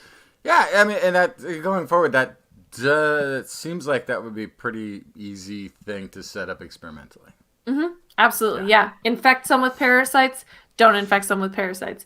Look See at what They all happens. lose their headless head. rate. Yeah. Do parasites make sea slugs lose their heads? Yes. News at 11. You got it. So okay, That's cool. that's the photosynthesis aspect is really cool. That's pretty amazing. Yeah, and so that's probably also why the back end lives as long as it does as well. Because I was going to say, otherwise, if you were a predator that eats slugs, you really got to chew your food well. You can't just swallow it. It's going to keep wiggling for a month. It'll be those cartoons that show people and animals living inside of a whale's stomach. Something that's similar to that. Yes, exactly. The sea slug keeps flopping in there. Absolutely. And then, sea slugs, they're wild. They've provided so much joy to me in the animal corner. It's just, if you're feeling adventurous, go to twist.org and type sea slug into the search bar. You'll find some amazing stuff. But moving from sea slugs to frogs, tree frogs specifically, there are frogs that have what appear to be their very own built-in set of noise-canceling headphones. Let me explain. So, you're a frog. You're a boy frog. You want to get the attention of a girl frog. How do you do that? You sing. Ribbit. Yeah. Ribbit. But where do most frogs live? In wet places. And in wet places, especially like a rainforest, right? There's a noise. Huge number of species and other sounds. Yes, the rainforest is the loudest habitat on the planet. And so places where you find frogs, often not quiet. So how do I, as a male frog on the prowl, how do I get the female frog 100 yards away to hear me and my song? How does she hear me? Very selective hearing. Right. But how do you tune into her selective hearing? I mean, you got to be louder. You have to sing the nicest. What is going on? So luckily, evolution provides a way. So the females have a method to be able to cut through all the noise and listen to just the male frogs that have a special call for them. So the way that they do that has to do with their lungs. They have a special set of lungs that, when inflated, reduce the eardrum's sensitivity to environmental noise in a specific frequency so that they can hear calls of mates. Wait. So you're saying the females have inflatable ear sacs? No, lungs. Yeah, but they're ear sacs, their lungs. They have inflatable breath organs, breathing organs that block their ears up. Yes. Like putting frequency specific cotton in their ears. Absolutely. Yes. So they actually, it works really similar to noise canceling headphones. Actually, it's a very similar property. Now, first, before I go any further, I'm going to again debunk something that I've seen on the internet related to this story. The cover photo is a picture of a frog with their throat engorged, right? It's expanded, it's blown up. And based on this headline, inflated lungs help females hear, it would not be a surprising cognitive leap to look at this and think that's what you're looking at. But no, the picture is a male frog expanding his throat. Yeah. Yes, exactly, to call. It has nothing to do with the noise canceling features. I just wanted to throw that out there. So good to clarify. Yes, you're not getting too confused about are there lungs in their throat? No. So anyway, I just wanted to take care of that. But female ear lungs. Ear lungs. In the lead author, Norman Lee of St. Olaf College in Minnesota says, quote, "In essence, the lungs cancel the eardrum's response to noise, particularly some of the noise encountered in a cacophonous breeding chorus, where the males of multiple other species also call simultaneously." So this is what I was talking about with like the wet place basically being the nightclub. That's where all of the frog species are calling out. And so there's a lot of noise. This is spectral contrast enhancement. It makes frequencies in the spectrum of a male's call stand out relative to adjacent frequencies. This is also analogous, besides noise-canceling headphones, it's analogous to the signal processing algorithms used in hearing aids and cochlear implants. It is basically amplifying or boosting the frequencies present in speech sounds, which attenuate or filter out frequencies between those in speech, sounds, or both. So it's kind of separating those out. That's how a cochlear implant or a hearing aid works. But so in the frogs, the lungs attenuate the frequencies occurring between male mating calls and other noise. So the physical mechanism by which it works is similar to how noise-canceling headphone works as well. The lung inflation has no effect on directional hearing, doesn't make them hear better, but there is an impact on sensitivity in the eardrums. So with the inflated lungs, the eardrum vibrated less in response to sounds within a specific frequency range. So it is actually a physical interaction where, because they're kind of expanding their cavity, I guess, like there's pressure against their head. Mm-hmm. So it's reducing the amount of vibration happening in their eardrum. So they're dampening vibrations and canceling out noise. So essentially, it works like noise-canceling headphones. It also confirms that females can hear males of their own species, despite other sounds happening in the area. But they also did a kind of a control test to make sure that the female could hear the males with or without their lungs inflated. So the lungs had no impact on the sound or the interest of the female to male connection, but it filtered out the noise, which is really what this was about. That's fascinating. Yeah. The idea that you just take a breath, it's going to affect how you hear. It's so interesting. And that is a strategy that is used by the females to be able to hear their mates. Mm-hmm. Absolutely. That's adaptation. That is specific. That's amazing. Yeah. So for the next steps for this group of researchers, they want to find out more about the physical interaction between sources of sound, external, internal via the ear, and internal via the lungs. So they want to look at these three different types, and they want to determine the eardrum's vibration response. But they also want to know if this is a widespread phenomenon in frogs. They only saw it in the green tree frog so far. So they want to see if this is more widespread. I think that, it also wouldn't be that far of a jump to foresee this being used in future cochlear implants, hearing aids, noise-canceling headphones, any of those things. If we see it perfected in nature, there might be something there for us to learn to improve our technology as well. Totally. Yeah. Well, it's changing the ability of whatever vibratory structure or whatever sound transduction structure that you have to be able to pass certain frequencies along to the ear. Yeah. Cool. Thanks, Blair. Yeah. That's really interesting. Super interesting.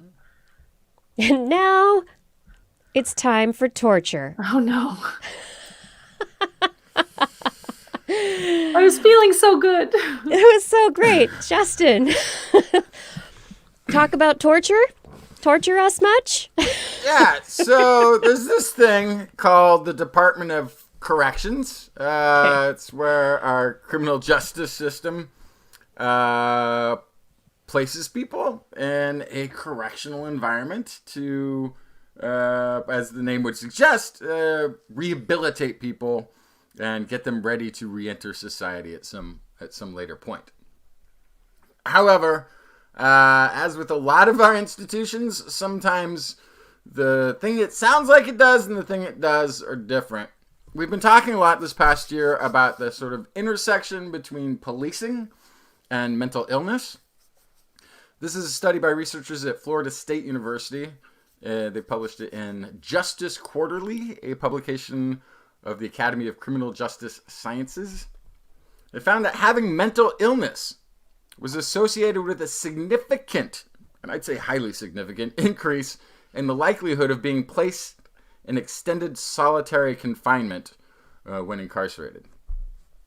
This is quoting, our findings provide new information on how mental illness shapes experiences for incarcerated men, and more broadly, how the criminal justice system responds to people with mental illness. This is Sonia Sinek, professor of criminology and criminal justice at FSU, who led the study. Bottom line is that incarcerated people with mental illness appear to garner differential responses from the prison system.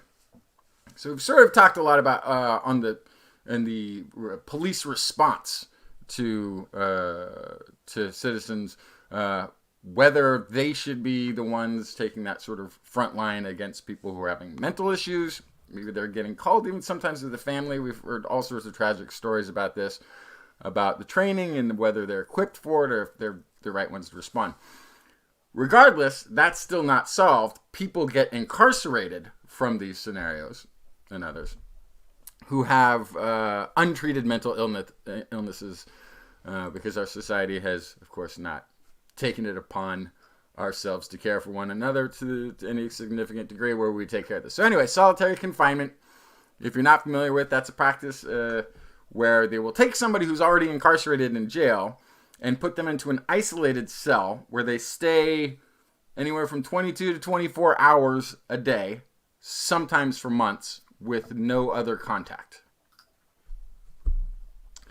Researchers studied 155,018 men who entered prisons in a large state prison on or after July 1st of 2007. They were released all on or before December 31st, 2015. So these were 8-year or under incarcerations in a state prison.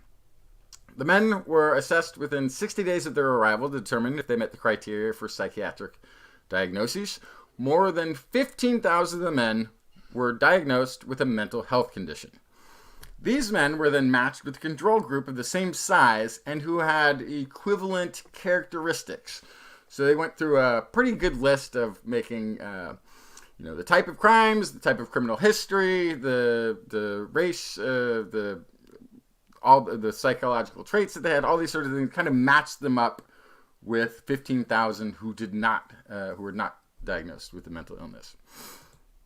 The study found that 1% of all of these men that they had gotten, so 30,000, were ended up at some point in the extended solitary confinement.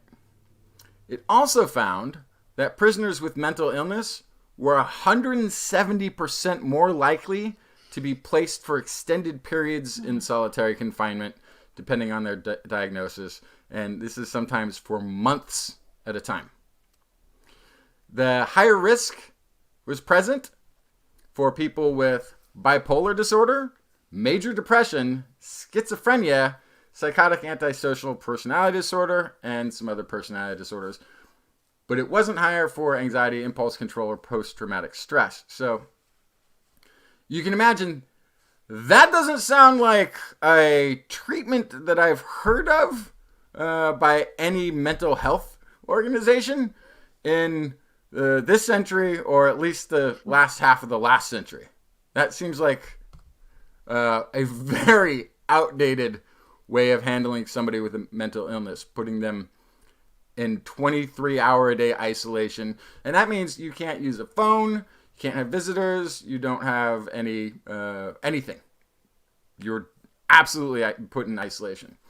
Reasons that they were placing these individuals that they had listed were things like safety concerns, problem with institutional adjustment, that sort of thing. But they had weighted that against the other 15,000 people in the group who weren't diagnosed, and they found that, well, this is the quote here.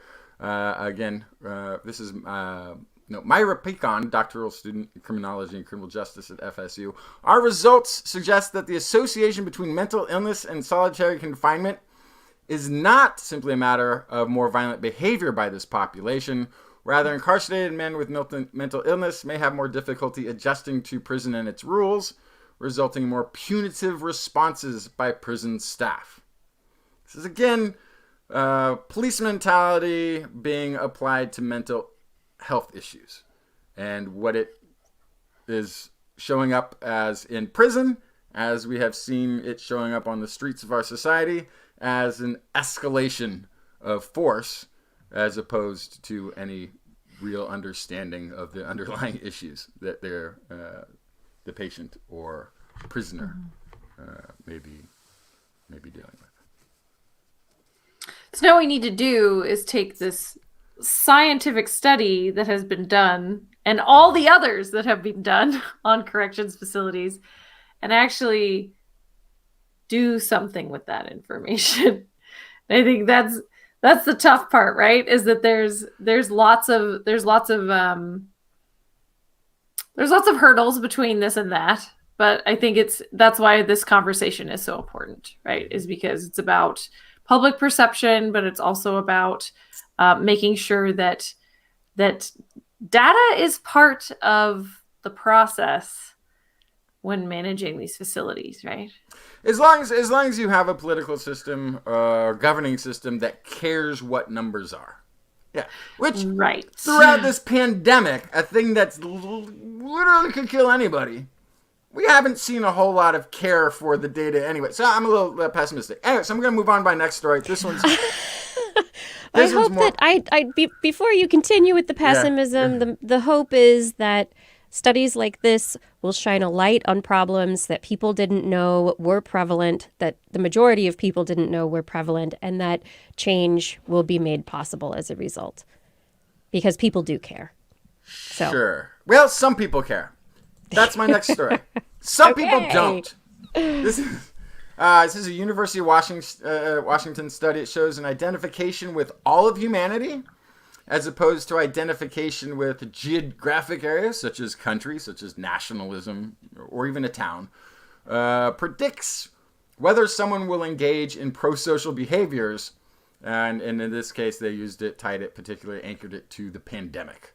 So whether they would donate their own masks to a hospital, or they would come to the aid of a sick person, if they were thought more. And so the questionnaire was a bunch of questions that people could take online. I think they had 2,500 responses from more than 80 countries.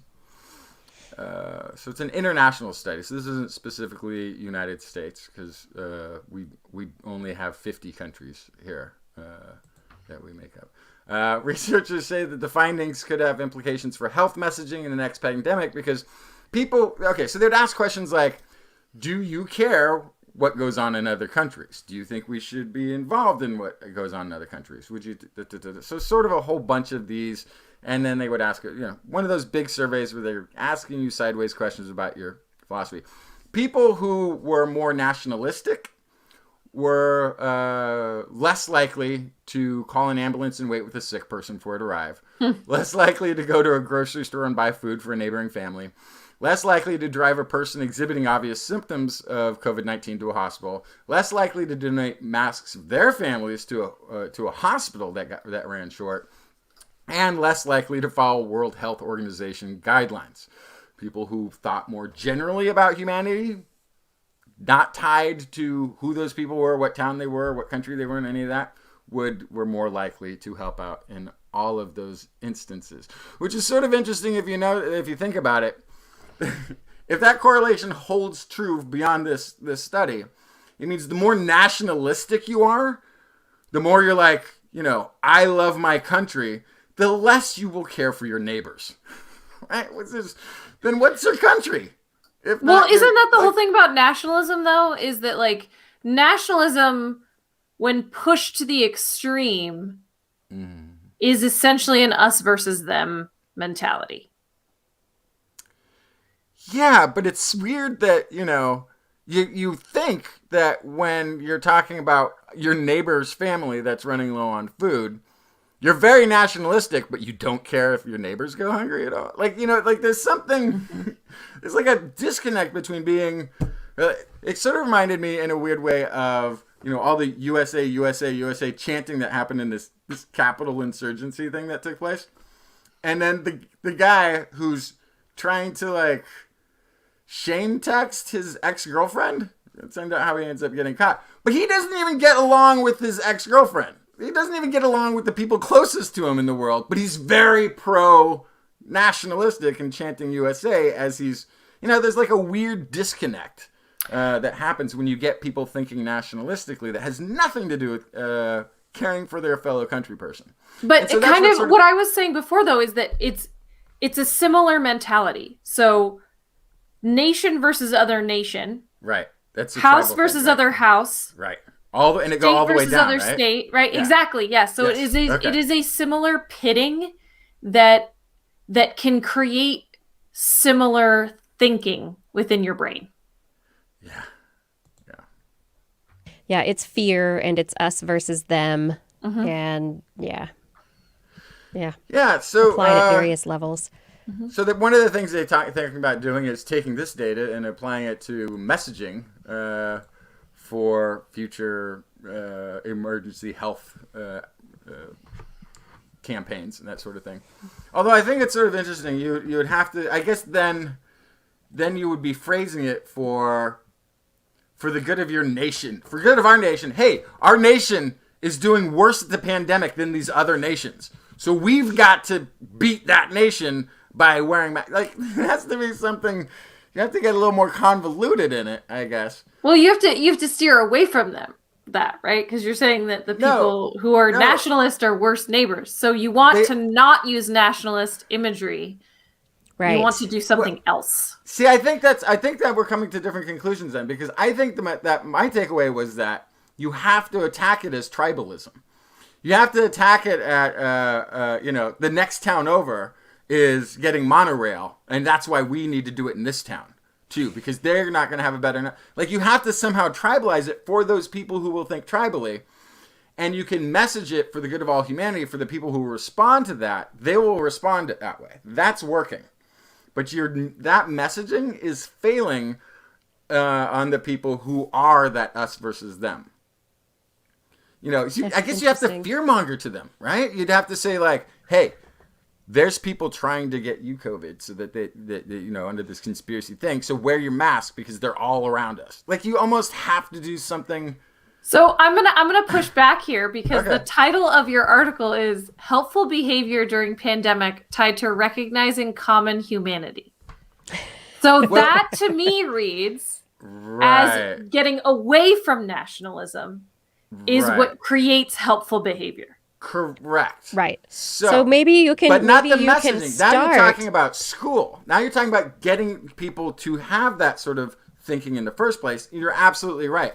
But what they found was those people who already are not thinking that way were the ones who didn't respond. Not that they couldn't weren't getting messaged that way. It wasn't saying this. But yes, yeah. So people who are more likely to help are those who they're not thinking nationally. They're thinking in a more connective manner. Maybe country or maybe town or town and country. But you're right in terms of being able to start. How do you approach somebody? You meet somebody where they are. So perhaps you start a conversation talking in an us versus them perspective, and then you bring it around to another perspective that connects them with somebody else, and you start bringing the conversation. You manage the conversation on a personal level to be able to bring them around to a different way of thinking that is less combative or less personally oriented. Yeah. It's something that is it's a long-term strategy, not short-term messaging for sure. Maybe. Well, and you can also try to identify who exhibits those behaviors, who could be a leader in a group. So this is a big part of it too, right? Is if you identify the people who think about humanity instead of nation first, and they have connections to this tribalist group, then they can help bring people along who are thinking in a tribal way. But I think they have to do that. If you're bringing those people along, I think you have to find a strategy other than it's for the good of others. And I think that's the point. Because I think they're hardwired in their And this is their why we perspective. need to talk with somebody like George Lakoff or some of the other researchers who are doing the research looking into political identities and the messaging that works. There's a lot of research that is actually that you bring occasionally, Justin, that has to do with why and how people respond to things in particular ways. And we can postulate and speculate and be like, I think it's this, and wouldn't it be great if it's this? But there's actually science that people study the messages that work for different groups of people, and so there is research out there. And this is one of them. Yeah, this is why I brought this one. I thought it was very enlightening. I love it. Don't bark at me, Blair. I can have a different opinion than you. Barky Blair. If you're interested in a TWIS shirt or other item of our merchandise, head over to twist.org and click on that Zazzle link and browse our store. There are a lot of fun items for you that will help us.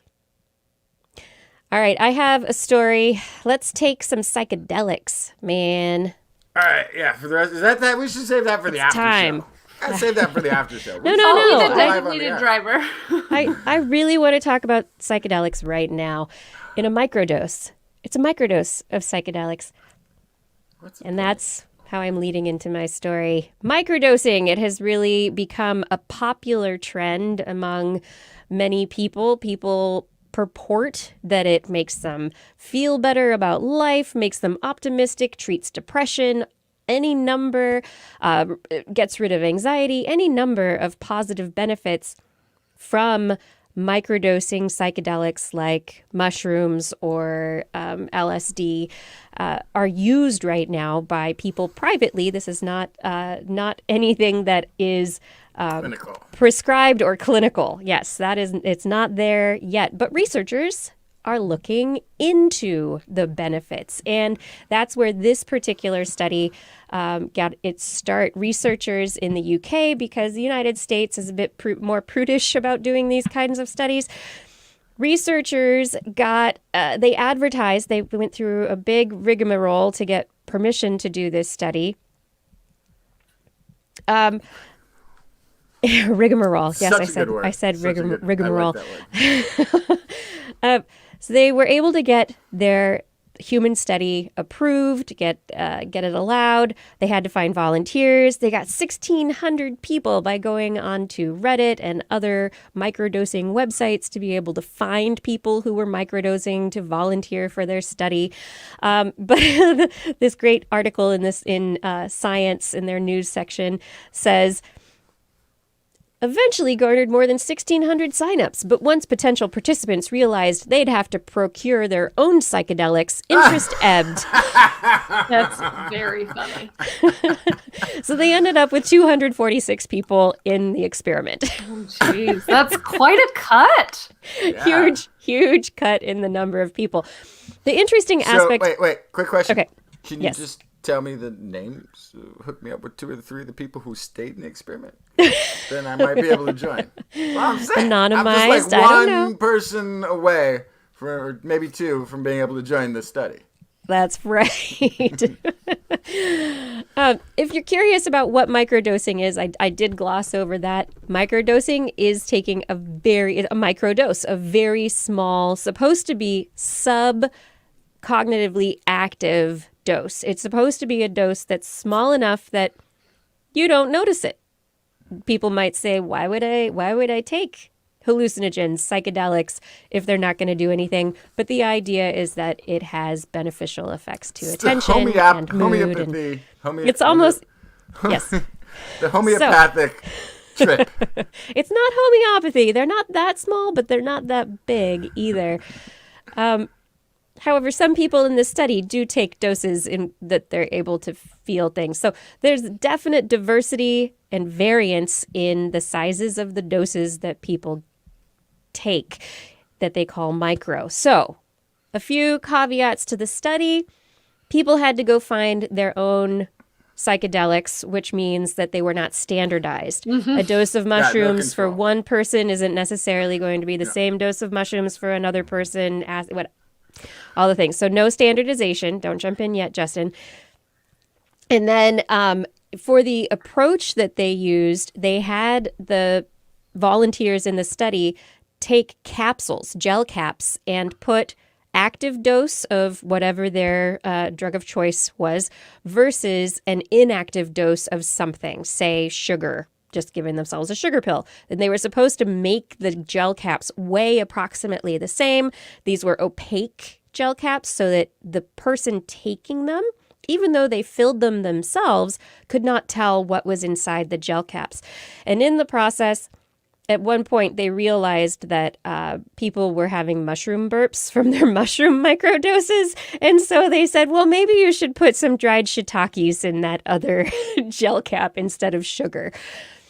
So they did figure out how to control for some of the issues in the study, but not all of them. Okay, so they had self-controlled gel caps, that basically self-blinding procedure in which they had people put their gel caps that had been filled of active and inactive doses in envelopes. And then they had them tag these envelopes with QR codes that they got from the study website. And then they would shuffle the envelopes and take different envelopes, take a picture of the QR code that would go to an app on the data collection side for the scientists. So the scientists knew which doses people were getting, whether they were active or inactive, but people volunteering did not necessarily know whether they were taking an active dose. Except in some cases because people's doses are bigger than micro, apparently. And the bottom line is, through all of this, with their 256 odd people that they were working with on their self-blinding procedure of mushroom burps and whatnot, they discovered that microdosing leads to the exact same reported feelings of well-being as placebo. So the conclusion of this study is that microdosing doesn't work, but giving yourself something does, because across the board, the people in the trial who were microdosing, they all reported improvement in their sense of well-being. That sounds like self-care to me, right? That sounds like you took a moment, you took your multivitamin, you put on your exfoliating mask, took them, it's creating it's almost like a mindfulness exercise for yourself. Like you're doing something good for your emotional, mental well-being. And there have been studies that have shown that even if people know they are taking a placebo, in this case, people did not know they were taking a placebo or not, but there are studies that show that if you know you're taking a placebo, it can still have a beneficial effect similar to the drug. So I'm thinking now, I need to go make myself a whole bunch of gel caps of nothing and just take one every day and tell myself I'm microdosing, and I'm going to feel great. Well, it says something else, though, that I think is important and maybe a little bit alarming, in that we had all these people basically hand raise and say, I would like to be part of a psychedelic study, but found acquiring psychedelics not to be cheap and readily accessible. So something has changed since I was a teenager.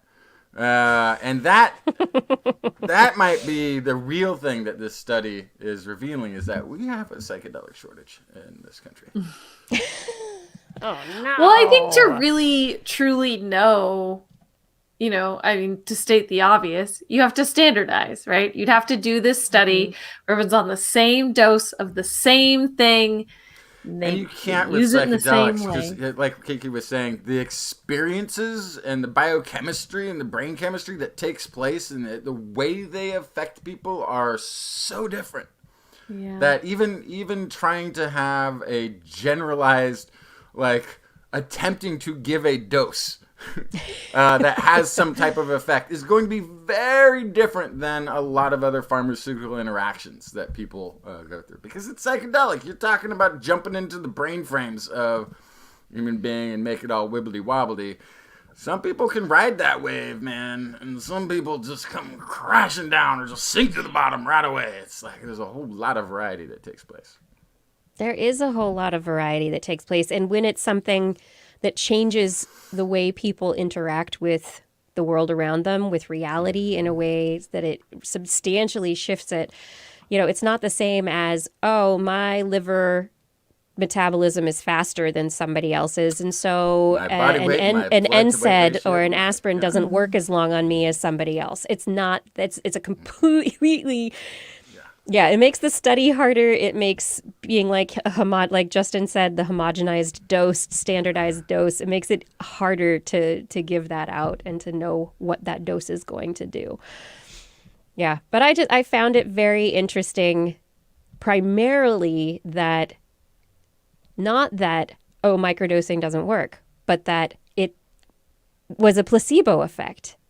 And they're going to look at this further. They're going to try and do pharmaceutical grade psychedelics if they can get approval for that at some point to be able to standardize doses. They're going to try with cannabidiol and other substances that people use for various things. They're going to move this study along and see what happens. But in the meantime, it's not good news for microdosing as microdosing, but in terms of, as you said, Blair, self-care, a possible way to placebo dose yourself into, I'm going to micro placebo dose myself into a general sense of well-being. That might work. Yeah, and I don't really know if that's, like, how those drugs work. Anyway, like, it's more about making you do a lot of work. Fun, terror, interest, terror, fun, terror. Like, there's like a roller coaster when you're doing like the proper. Not microdosing is different. I know microdosing is not supposed to be any of that. Microdosing is supposed to be You're not going to get the subactive. benefit. You got to do some like serious mental therapy on destroying the universe and rebuilding it every like 45 minutes or so. To really get the beneficial afterglow effects of one of these hardcore psychedelics, you can't tiptoe in. No. It doesn't work that way. Can't tiptoe. I had other stories that I wanted to talk about tonight, but hey, this show is going on, so we are not going to talk about these stories. You're just going to have to wonder what other science was there, and then come back again next week, because I think, have we come to the end of the show? I think we may have. I think we may have come to the end of the show. I really want to say thank you all for joining us tonight. I need to say thank you specifically to the people who help with the show. Fada, thank you so much for your help with show notes and social media. Rachel, thank you for your assistance. Gord, thank you for chat room help. And Identity4, thank you for recording the show. And I can share this screen as fast as the internet will work. Dun, dun, dun, dun. Thank you to our Patreon sponsors. Thank you to Karen Tozzi, Woody MS, Andre Bissett, Chris Wozniak, Dave Bunn, Vegard Chefstad, Hal Snyder, Donathan Stiles, a.k.a. Don Stylo, John Scioli, Guillaume, John Lee, Ali Coffin, Gaurav Sharma, Shubru, Darwin Hannon, Donald Mundus, Stephen Alberon, Daryl Myshak, Stu Pollock, Andrew Swanson, Fredas104, Sky Luke, Paul Ronovich, Kevin Reardon, Noodles, Jack, Brian Carrington, Matt Bass, Joshua Fury, Sean and Nina Land, John McKee, Greg Riley, Mark Hessenflow, Gene Tellier, Steve Leisman, a.k.a. Zima, Ken Hayes, Howard Tan, Christopher Rappin, Dana Pearson, Richard, Brendan Minish, Johnny Gridley, Kevin Railsback, Flying Out, Christopher Dreyer, Mike Masaros, Artyom, Greg Briggs, John Atwood, Robert Coburn, Rudy Garcia, Dave Wilkinson, Rodney Lewis, Paul, Rick Ramus, Matt Sutter, Philip Shane, Kurt Larson, Craig Landon, Mountain Sloth, Jim Drapeau, Sarah Chavez, Sue Doster, Jason Olds, Dave Neighbor, Eric Knapp, E.O., Kevin Parachan, Aaron Luthen, Steve DeBell, Bob Calder, Marjorie, Paul Stanton, Paul Disney, Patrick Pecoraro, Tony Steele, Ulysses Adkins, Brian Condren, and Jason Roberts. Thank you for all of your support on Patreon. And if you are interested in supporting us on Patreon, head to This Week in Science and click on the Patreon button. On next week's show, we will be back on Wednesday, 8 p.m. Pacific Time, broadcasting live from our YouTube and Facebook channels and from twis.org/live. Hey, do you want to listen to us as a podcast? Maybe you want to Sure. do some dishes while you listen? Just search for This Week in Science wherever podcasts are found. If you enjoy the show, get your friends to subscribe as well. For more information on anything you've heard here today, show notes and links to stories will be available on our website, www.twis.org. And you can also sign up for our newsletter. You can also contact us directly. Email Kirsten at kirsten@thisweekinscience.com, Justin at twistmedia@gmail.com, or me, Blair, at blairbaz@twist.org. Just be sure to put TWIS, TWIS, in the subject line, or your email will be spam filtered into the live volcano. Ooh, into a live volcano. No! Ah! You can also hit us up on the Twitter where we are at TWIS Science. TWIS Science?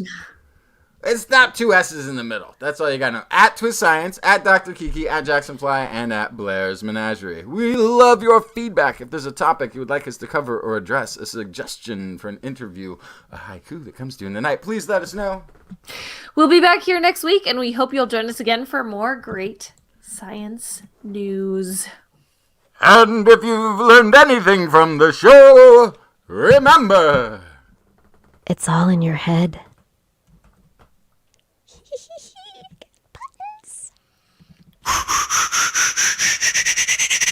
This Week in Science. This Week in Science. This Week in Science. This Week in Science, it's the end of the world. So I'm setting up shop, got my banner unfurled. It says the scientist is in, I'm gonna sell my advice. Show them how to stop the robots with a simple device. I'll reverse global warming with a wave of my hand. And all it'll cost you is a couple of grand. 'Cause this week's science is coming your way.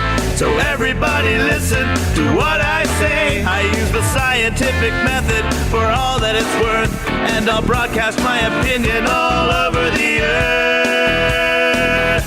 'Cause it's This Week in Science. This Week in Science. This Week in Science. Science. Science. This Week in Science. This Week in Science. This Week in Science. Science. Science. Science. Science. I've got one disclaimer and it shouldn't be news. That what I say may not represent your views. But I've done the calculations and I've got a plan. If you listen to the science you may just yet understand that we're not trying to threaten your philosophy. We're just trying to save the world from jeopardy. Jeopardy. Jeopardy. And This Week in Science is coming your way. So everybody listen to everything we say. And if you use our method instead of rolling a die, we may rid the world of toxoplasma gondii. 'Cause it's This Week in Science. This Week in Science. This Week in Science. Science. Science. Science. This Week in Science. This Week in Science. This Week in Science. Science. Science.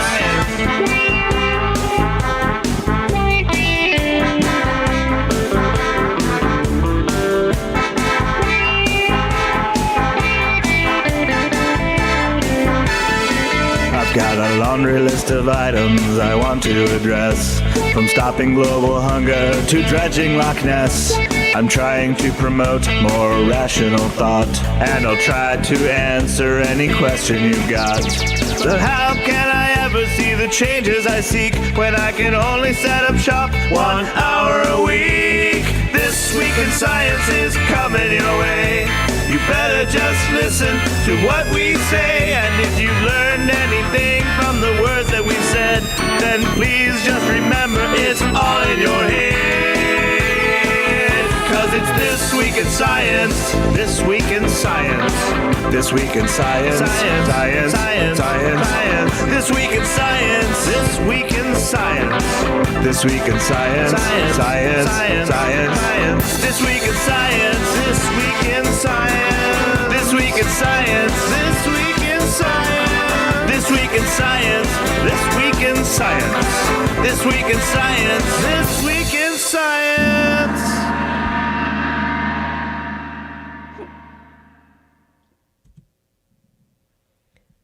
Blair, what is that? What is that? It's a virtual lava lamp. Here, should I fast forward it? I was like, what are you sharing? What's going on? Here we go. Yeah. Lava. I was like, it's 2021. I feel like this might exist. And lo and behold, it does. It's a thing. And it is good. Oh. I love it. We love the lava. Love the lava. Very cool. Hey, you're yawning. It's late. Mm-hmm. It is late. And we kept going and going. And editing is going to be fun. I wanted to talk to Justin. He needs to get back. I wanted to talk to him about the color contact lens situation from last week. Oh, yes. It was gold doped nanoparticles that were coating the surface of contact lenses. It sounds like it hurts. That was my question. I was like, well, does it affect the surface of the contact lenses so that it changes the way the contacts wear? Because contacts used to be really hard and hurt people's eyes a lot, and that would be bad. But so at the start of the pandemic, I tried to use hard contact lenses, and my eyes completely rejected them. Your eyes are like, no. I spent like 6 months trying to make the hard contacts work, and it just, my eyes could not handle it. I could only make it a couple hours before it was like, all I could think about was how painful they were. Wait, what did we talk about? The color vision contact lenses that you brought last week that I made. They're not the ones that you tried. Yeah. That was the problem with those ones. And it was widely reported and widely rejected, those contact lenses. These ones, they're infusing the gold nanoparticles into the already used materials. Good Stephen. Yeah. So it is. Yeah, so they're in the soft contact lenses? They're the actual, it's the contact lens material. They're actually contact lenses that have been infused as opposed to a whole new material we're going to make contact lenses out of, and maybe that'll work. Yeah. Yeah. So that's actually why they engaged in that research, because they were like, hey, I think we can make a better thing than what was tried. Yeah. So this is the thing, too, is I know you asked, too, why don't I just wear them all the time? The color blindness sunglasses. Oh no, it made sense because I totally obliviated over the fact that you might need corrected vision. That's why I don't wear sunglasses on the show. So first of all, to be able to read. Although you can get I wear contacts, right? So I could wear the sunglasses all the time, and I do wear them a lot. But there's two things. So one, of course, is that they're sunglasses. So it has to be bright out. Outside. Even the ones that are for indoors, it turns everything kind of reddish, and it's still darker. It still makes it darker, right? So that's what's cool about these contacts is I guess that would mean it doesn't actually impact how bright things are. It was a very interesting strategy, right? Because it attacked the overlap frequencies of I think it was red and green. So it just eliminates the intersections where they will blur together, which creates more contrast. Right. Then. Yeah. Yeah. And so then the other reason, of course, that I don't wear the color blindness sunglasses all the time is that they're really valuable. So I try to not wear them if I'm going to do yard work or going on a hike or so where something bad's going to happen to them potentially. Don't take them camping. But yeah. Oh, but that's when you could see all the beautiful colors of nature. Yeah, I do. I'll bring them camping, but I won't wear them the whole time. Just bring I don't have one handy. I've got a couple of. I can give you that's a little hard box that you can put glasses in. That you can then you can get them anywhere probably, but these ones are specifically. They're not just the little leather bound containers, clothy ones. But it's a reinforced cardboard box. The whole thing slides into. The issue is and then on my face. Oh, I thought I Then always the, lose like, glasses fall off. not on my face. I tend to lose them everywhere else. They get crushed, squished, smashed. Leave them in a jacket pocket. Forget that they're there. Stuff like that happens all the time. But Yeah. Anyway, It's awful when they're just on top of your head and you're like, where Yes. are they? Yes. Or what happens to me because I have the curly hair is they always get caught in my hair. Ouch. Mm. But yeah, no, I would be so excited to try some color blindness contacts. It'd be very cool. Very cool. I doubt it'll be soon that not only would they make prescription contacts that have that, but also for an astigmatism. Hello. did you guys catch Barbara Sharma's comment in the chat room? Which? I wiped my hands dry just to type that I was actually doing dishes. How many people listen to TWIS while doing dishes? Yeah. I mean, it would be pretty funny if we did TWIS while doing dishes. But I always wanted to do. I could. clangy, have noisy. I might have the ability to do this right now. Not right now, but maybe. Blair's just enjoying. I've always wanted to do the bathtub show. Where I'm like, oh, hey, is it showtime? I totally forgot. And then there's like big bubbles up to, like, right? I could have done that when I had my Remember when there was the bathtub in my office? Yes. Oh, yeah. Yes. I just saw that memory recently when I stood in the bathtub. I honestly, did our that's probably 500 where I episode. got the idea. I think that's probably where I got the idea for wanting to do that someday. Was when you. We should just do it poolside once coronavirus is over. Then we can just. Poolside, I'll be like, I don't care about science. Just give me this pool. Yeah. Oh, I could do a poolside. I could do a poolside Cabana. podcast. Rent Yeah. the cabana. The Cabana cast. Yeah. I love it. That's right, the Science Cabana cast. Yeah. Ooh, I love this kaleidoscope. It's I'm into it. good. I like kaleidoscopes. It's pretty. I love it. Bath time with TWIS, says Thunder Beaver. Yep. We need to have geology stories, huh? Noodles is usually washing dishes in the first 20 minutes of TWIS. Mm-hmm. Finishing I wash up in the dishes to kitchen. podcasts. I walk my dog to podcasts. The last 2 days, I have gone into my kitchen to make dinner, and I'm like, I should put on a podcast. But instead of putting on a podcast, because that would take effort of me going into my phone and finding the app and then finding a podcast to listen to it's just too much stuff. I've started making up improv musicals that are snark about my family. Oh, good.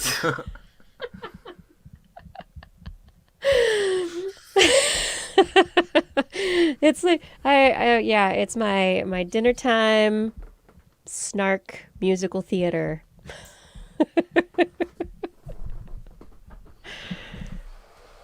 Yes. Timid Tenor is asking for fractals, please. I think you're in it there with this kaleidoscope. It's getting More there. fractals. Yeah, more fractalies. Science with a pineapple. That was As long as if that pineapple has to do with a fruity drink in that cabana, then we're talking.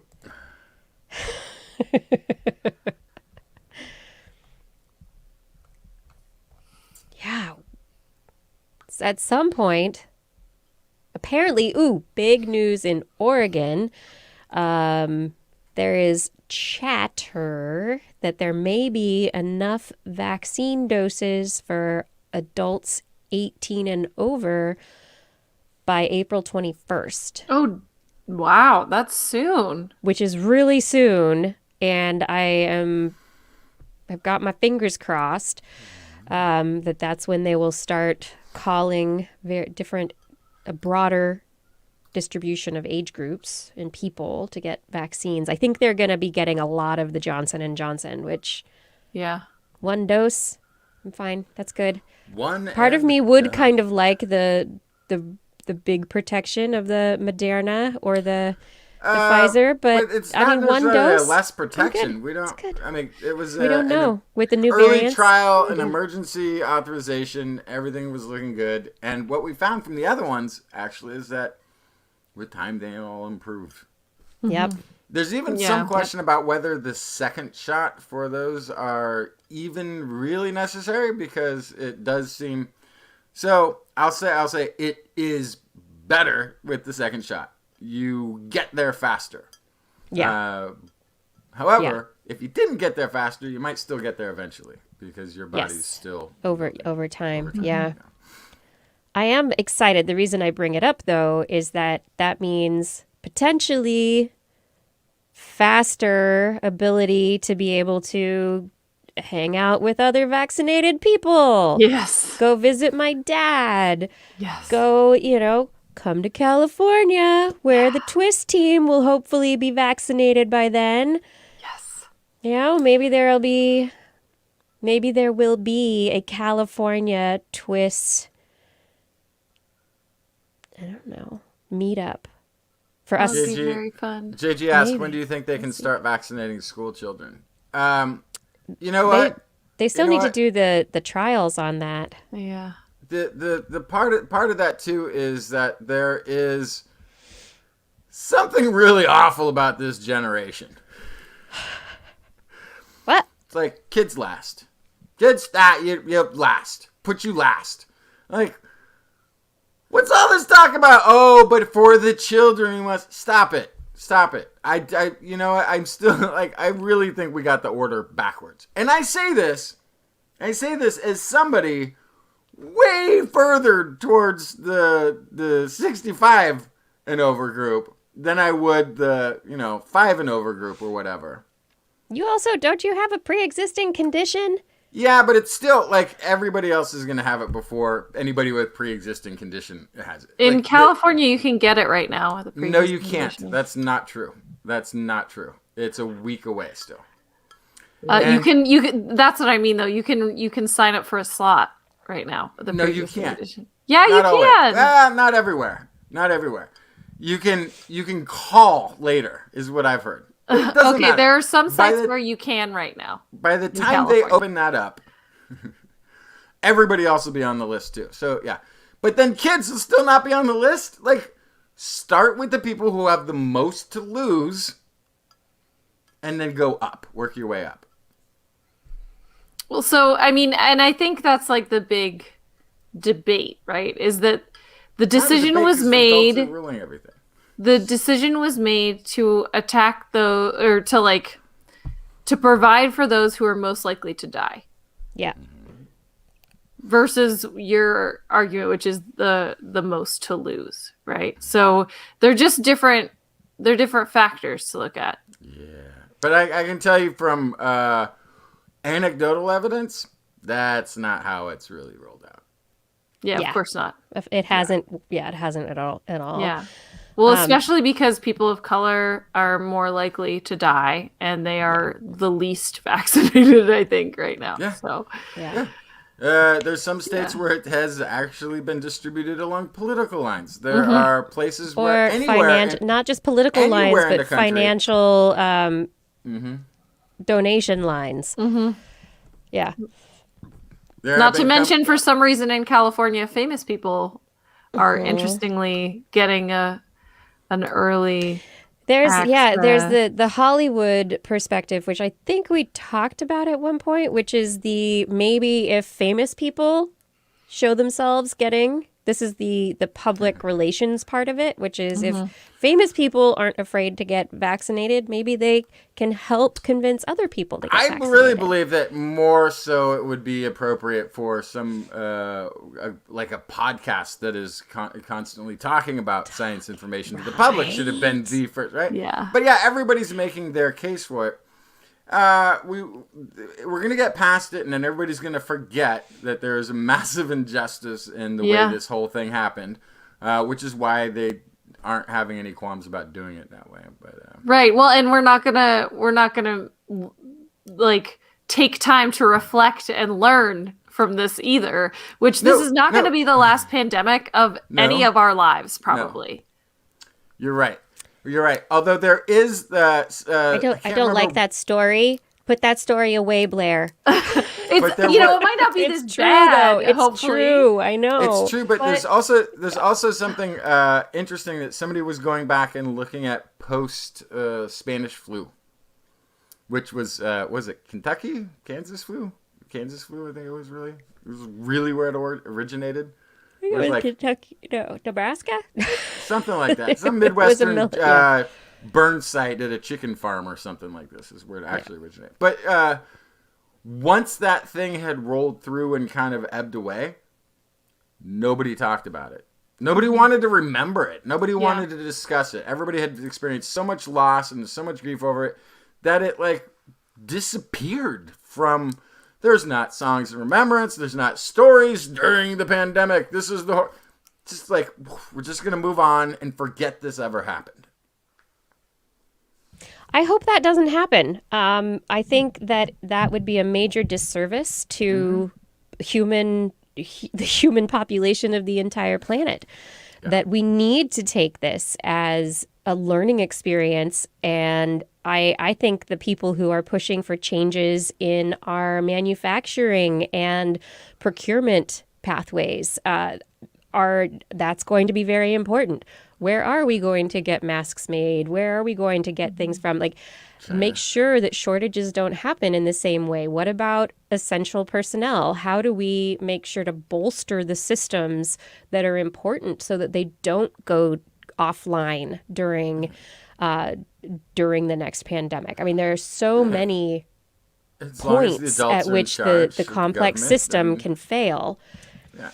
Well, if we continue to tell the stories, but we continue to tell the stories. Hold on, I think my headphones. So picture any release from Netflix, any movie that's been out that's happened during this pandemic, where everybody wore masks. Yeah, that didn't happen. But you know what did, We're not going to tell this story because it's nobody's comfortable with it. Nobody likes to see it. It's I don't know. There was a whole documentary about 2020 that was on Netflix. That was a big thing that everybody watched. There are documentaries. There are movies. There's an entire history from this past year of people writing YouTube song parodies related to the pandemic and to COVID. There are plays that people have put on, the social media aspect, the online aspect. People have done so much to entertain and maintain ourselves that it's there, and that history is there. And I definitely can understand that was hard. Let's get past that right now. That mental break. But I think, one of the things that we're learning, there are some diseases that are having a huge downturn because people are not mixing as much. The flu is not being seen just about anywhere. Like the cases, deaths from the flu are way, way down, not just because people are wearing masks and the flu is droplet based and not airborne like COVID, which is a big aspect, but also people are not traveling on airplanes as much. People are not traveling around the world as much. We're not the people that would bring it from Southeast Asia to Europe or North America, or from Australia, from the southern hemisphere to the northern hemisphere, aren't doing the same amount of travel. So the probability is lower of any virus making it anywhere. And so, which I did predict would be the silver lining of this whole thing, that we would have a drop off of so many of these other diseases. And there was some what was it? There was like a polio like thing that was starting to break out, and now it's it's gone. Don't worry about it. Like there was a bunch of up next coming the thing. Nah, forget it. It's gone. So one of the things that that defines what a millennial is it's what an old millennial versus a young millennial is whether you remember 9/11. And I think that, there's lots of conversations when you talk about what defines generations about. Oh, God. Is there going to be a Corona generation? Yes. Or So that's what I'm COVID saying is that this is going to be like, Generation 19. think about kids. Think about how kids spent a year inside. Yeah. It's not going to be forgotten easly. I really don't think. I think it's going to be a watermark that exists in all of us, because also think about like all the giant farm of memes that were created this year in social media, right? Like this is going to be a barometer. This is going to be a barometer that people are going to hold things to in the future. Like this is bad, but it's not 2020 bad. Like I think that in terms of policy, Justin, I think there is a real possibility for the powers that be to kind of push this under a rug and talk about the next big thing. But I think societally, I think it's going to stick around. I think so. And like I was saying, I hope so, because if people continue to wear masks because they see that, not year round, but when they're sick, when they have a sniffle and they go out to the grocery store, to help prevent spreading disease. And if it's not looked on as a weird thing to have a mask on, because we're so used to it, that perhaps that can help reduce the spread of a lot of colds and flus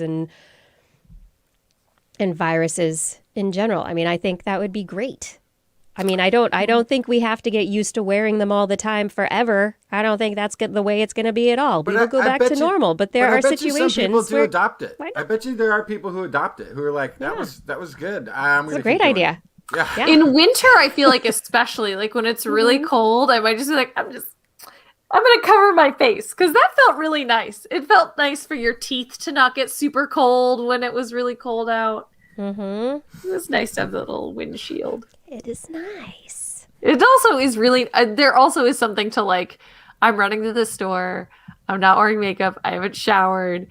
I'm going to put on sunglasses and a mask. And a hat and a mask. And no one will know who I am. That's so good. That was so good. I will, I think, miss that. Just the anonymity of it. That was pretty cool. But yeah, everybody has all these fun masks now. Might as well use them when you're not feeling well. Exactly. And when you're having another anarchist uprising, you can always wear them to avoid facial recognition software. Yes. Also, next time you're going to have an insurrection, not only is it advised not to publish on social media while you're doing it, but also leave your phone at home and wear a mask. Fun tips for no. Live stream the whole time, please. Please. We want to see what you're up to. We'll give you so many likes.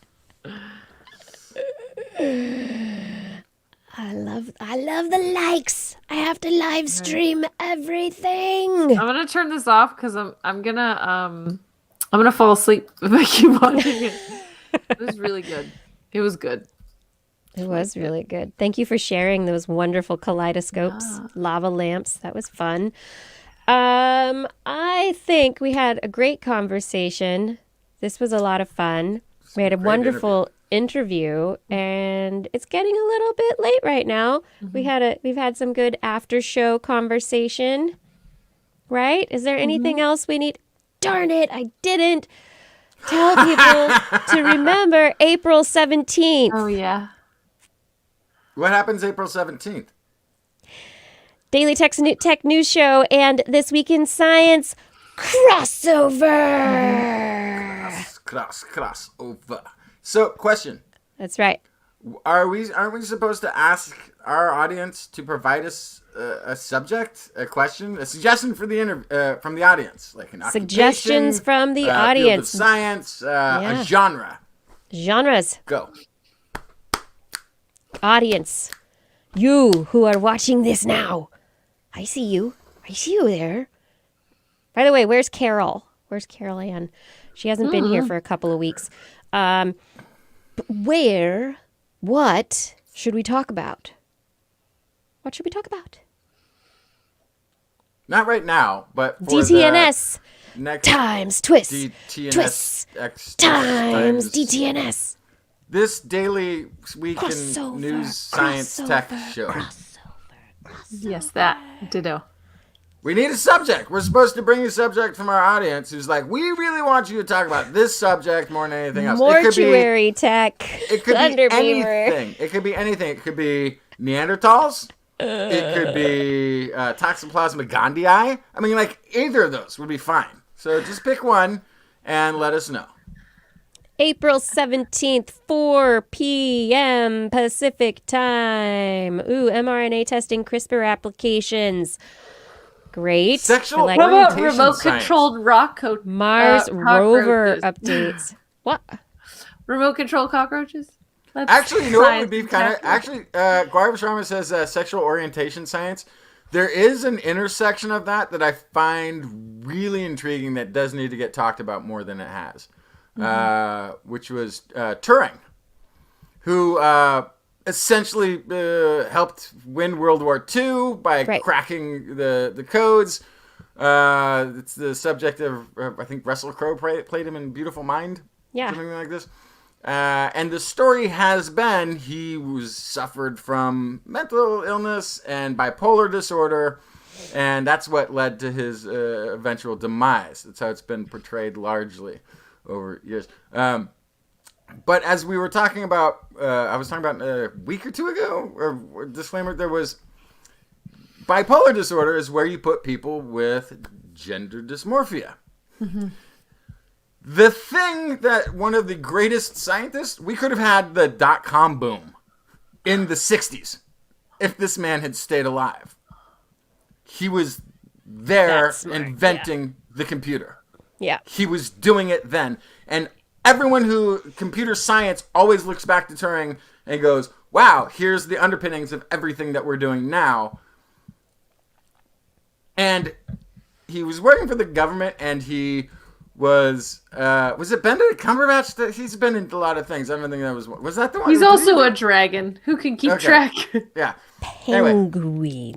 Penglings. One of the true geniuses, and an American hero, and an American war hero in that sense that he helped turn the tide and broke the code, and we could eavesdrop on the enemy. And was persecuted somewhat internally and monitored because of the great sin of perhaps being a homosexual. Of being a gay man in the 40s was enough for him to, the pressures of that were enough for him to commit suicide. And we lost one of the greatest minds and patriots this nation's ever had, and who we had at a pivotal moment in history, which may have turned the balance in the outcome of World War II. And the reason he's dead is because the 40s was ignorant on things like sexual orientation science. So I would love to, we could absolutely, was it, I got the wrong one? That was Nash, was The Beautiful Mind, not Turing. Okay. Nash, yeah. All right, so I got the wrong one. Did I? Okay. Well, we'll have to figure it out. But there are other movies about Turing, but. Did I actually, now I'm wondering, did I mess up completely? Your whole story? Yeah, I might have. All right. Well, we'll figure it out in post. We'll re-edit this for the after show. so that it sounds Beautiful like Mind. everything I Let's said. see. Turing. I have a whole book about Turing around here somewhere. Yeah,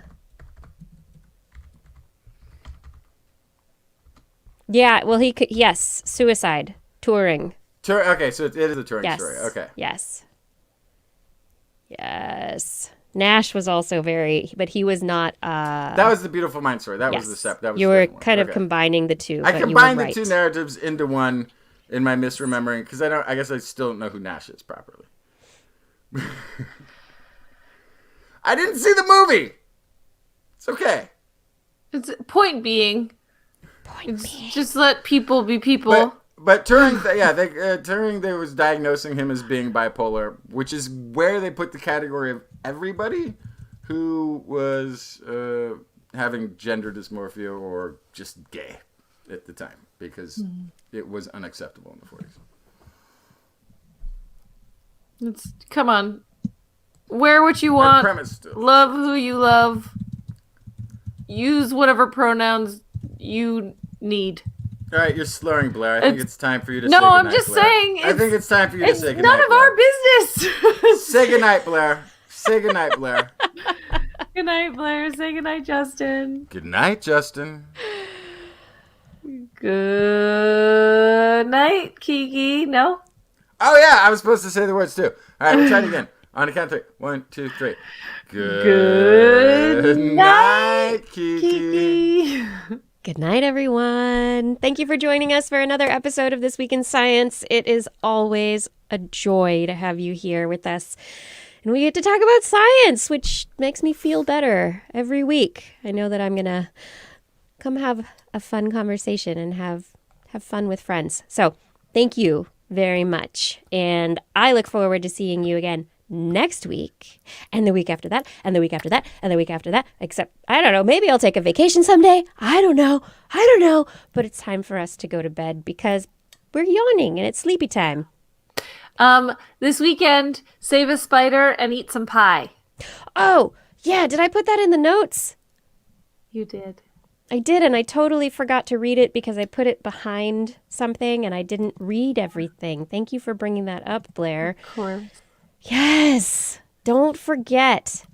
I'm going to scroll down to the bottom. Nope, wrong page. Scroll down to the bottom as we say goodnight and remind you all that, yes, in my notes, Pie Day is this weekend.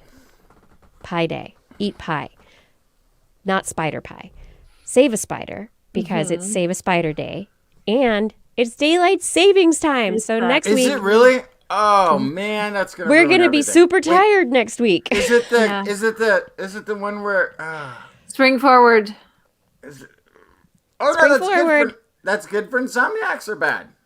I No. don't know. You lose an hour's sleep. Yeah, spring forward makes everyone But if you tired. It's already like didn't jet have lag. it- No, yeah, it's bad. Okay. It's the jet lag one. But if you are going to celebrate Pi Day, daylight savings, and Save a Spider Day, send us a picture of you celebrating all three at the same time. That would be fun. Eat Can a you do pie it? with a spider. It's a challenge. While Set your adjusting your clock. Yeah. I challenge you. Do a triple threat holiday weekend. Okay, I need to go now. I might start singing still remember snarky this. musicals pretty soon if we're not careful. Still annoyed by the fact that it's not spring back because if you compress a spring, it Fall springs back. You could also fall fall back. forward, It though, springs is the back. problem. You can fall forward just as easily. Yeah. You that's true. could, But you but I like spring thinking of it. back. It's like, oh, Never- it it's my springs trust forward. fall. Yeah, like you're falling backwards into a pile of leaves. If you're in the United States, it's not for everyone. If you're over in Europe, you're still not going to be on daylight savings time for like 2 more weeks.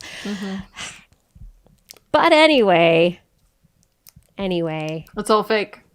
it's all fake, and wouldn't it be great if we could just stay on standard time?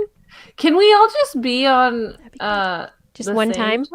And yeah, Yeah. just all. Can we all just be on GMT, Yeah. whatever it is? Yeah. We have a global economy now. Like, why? We have the Why do we internet. have to do this? And then I could just say that my, whatever time it is in GMT, I'd be like, I'm awake from 1400 to 1700. Oh, I don't know. I'm only awake for 3 hours. Okay. All right. Good night, everyone. Good night, Thanks for everybody. joining us.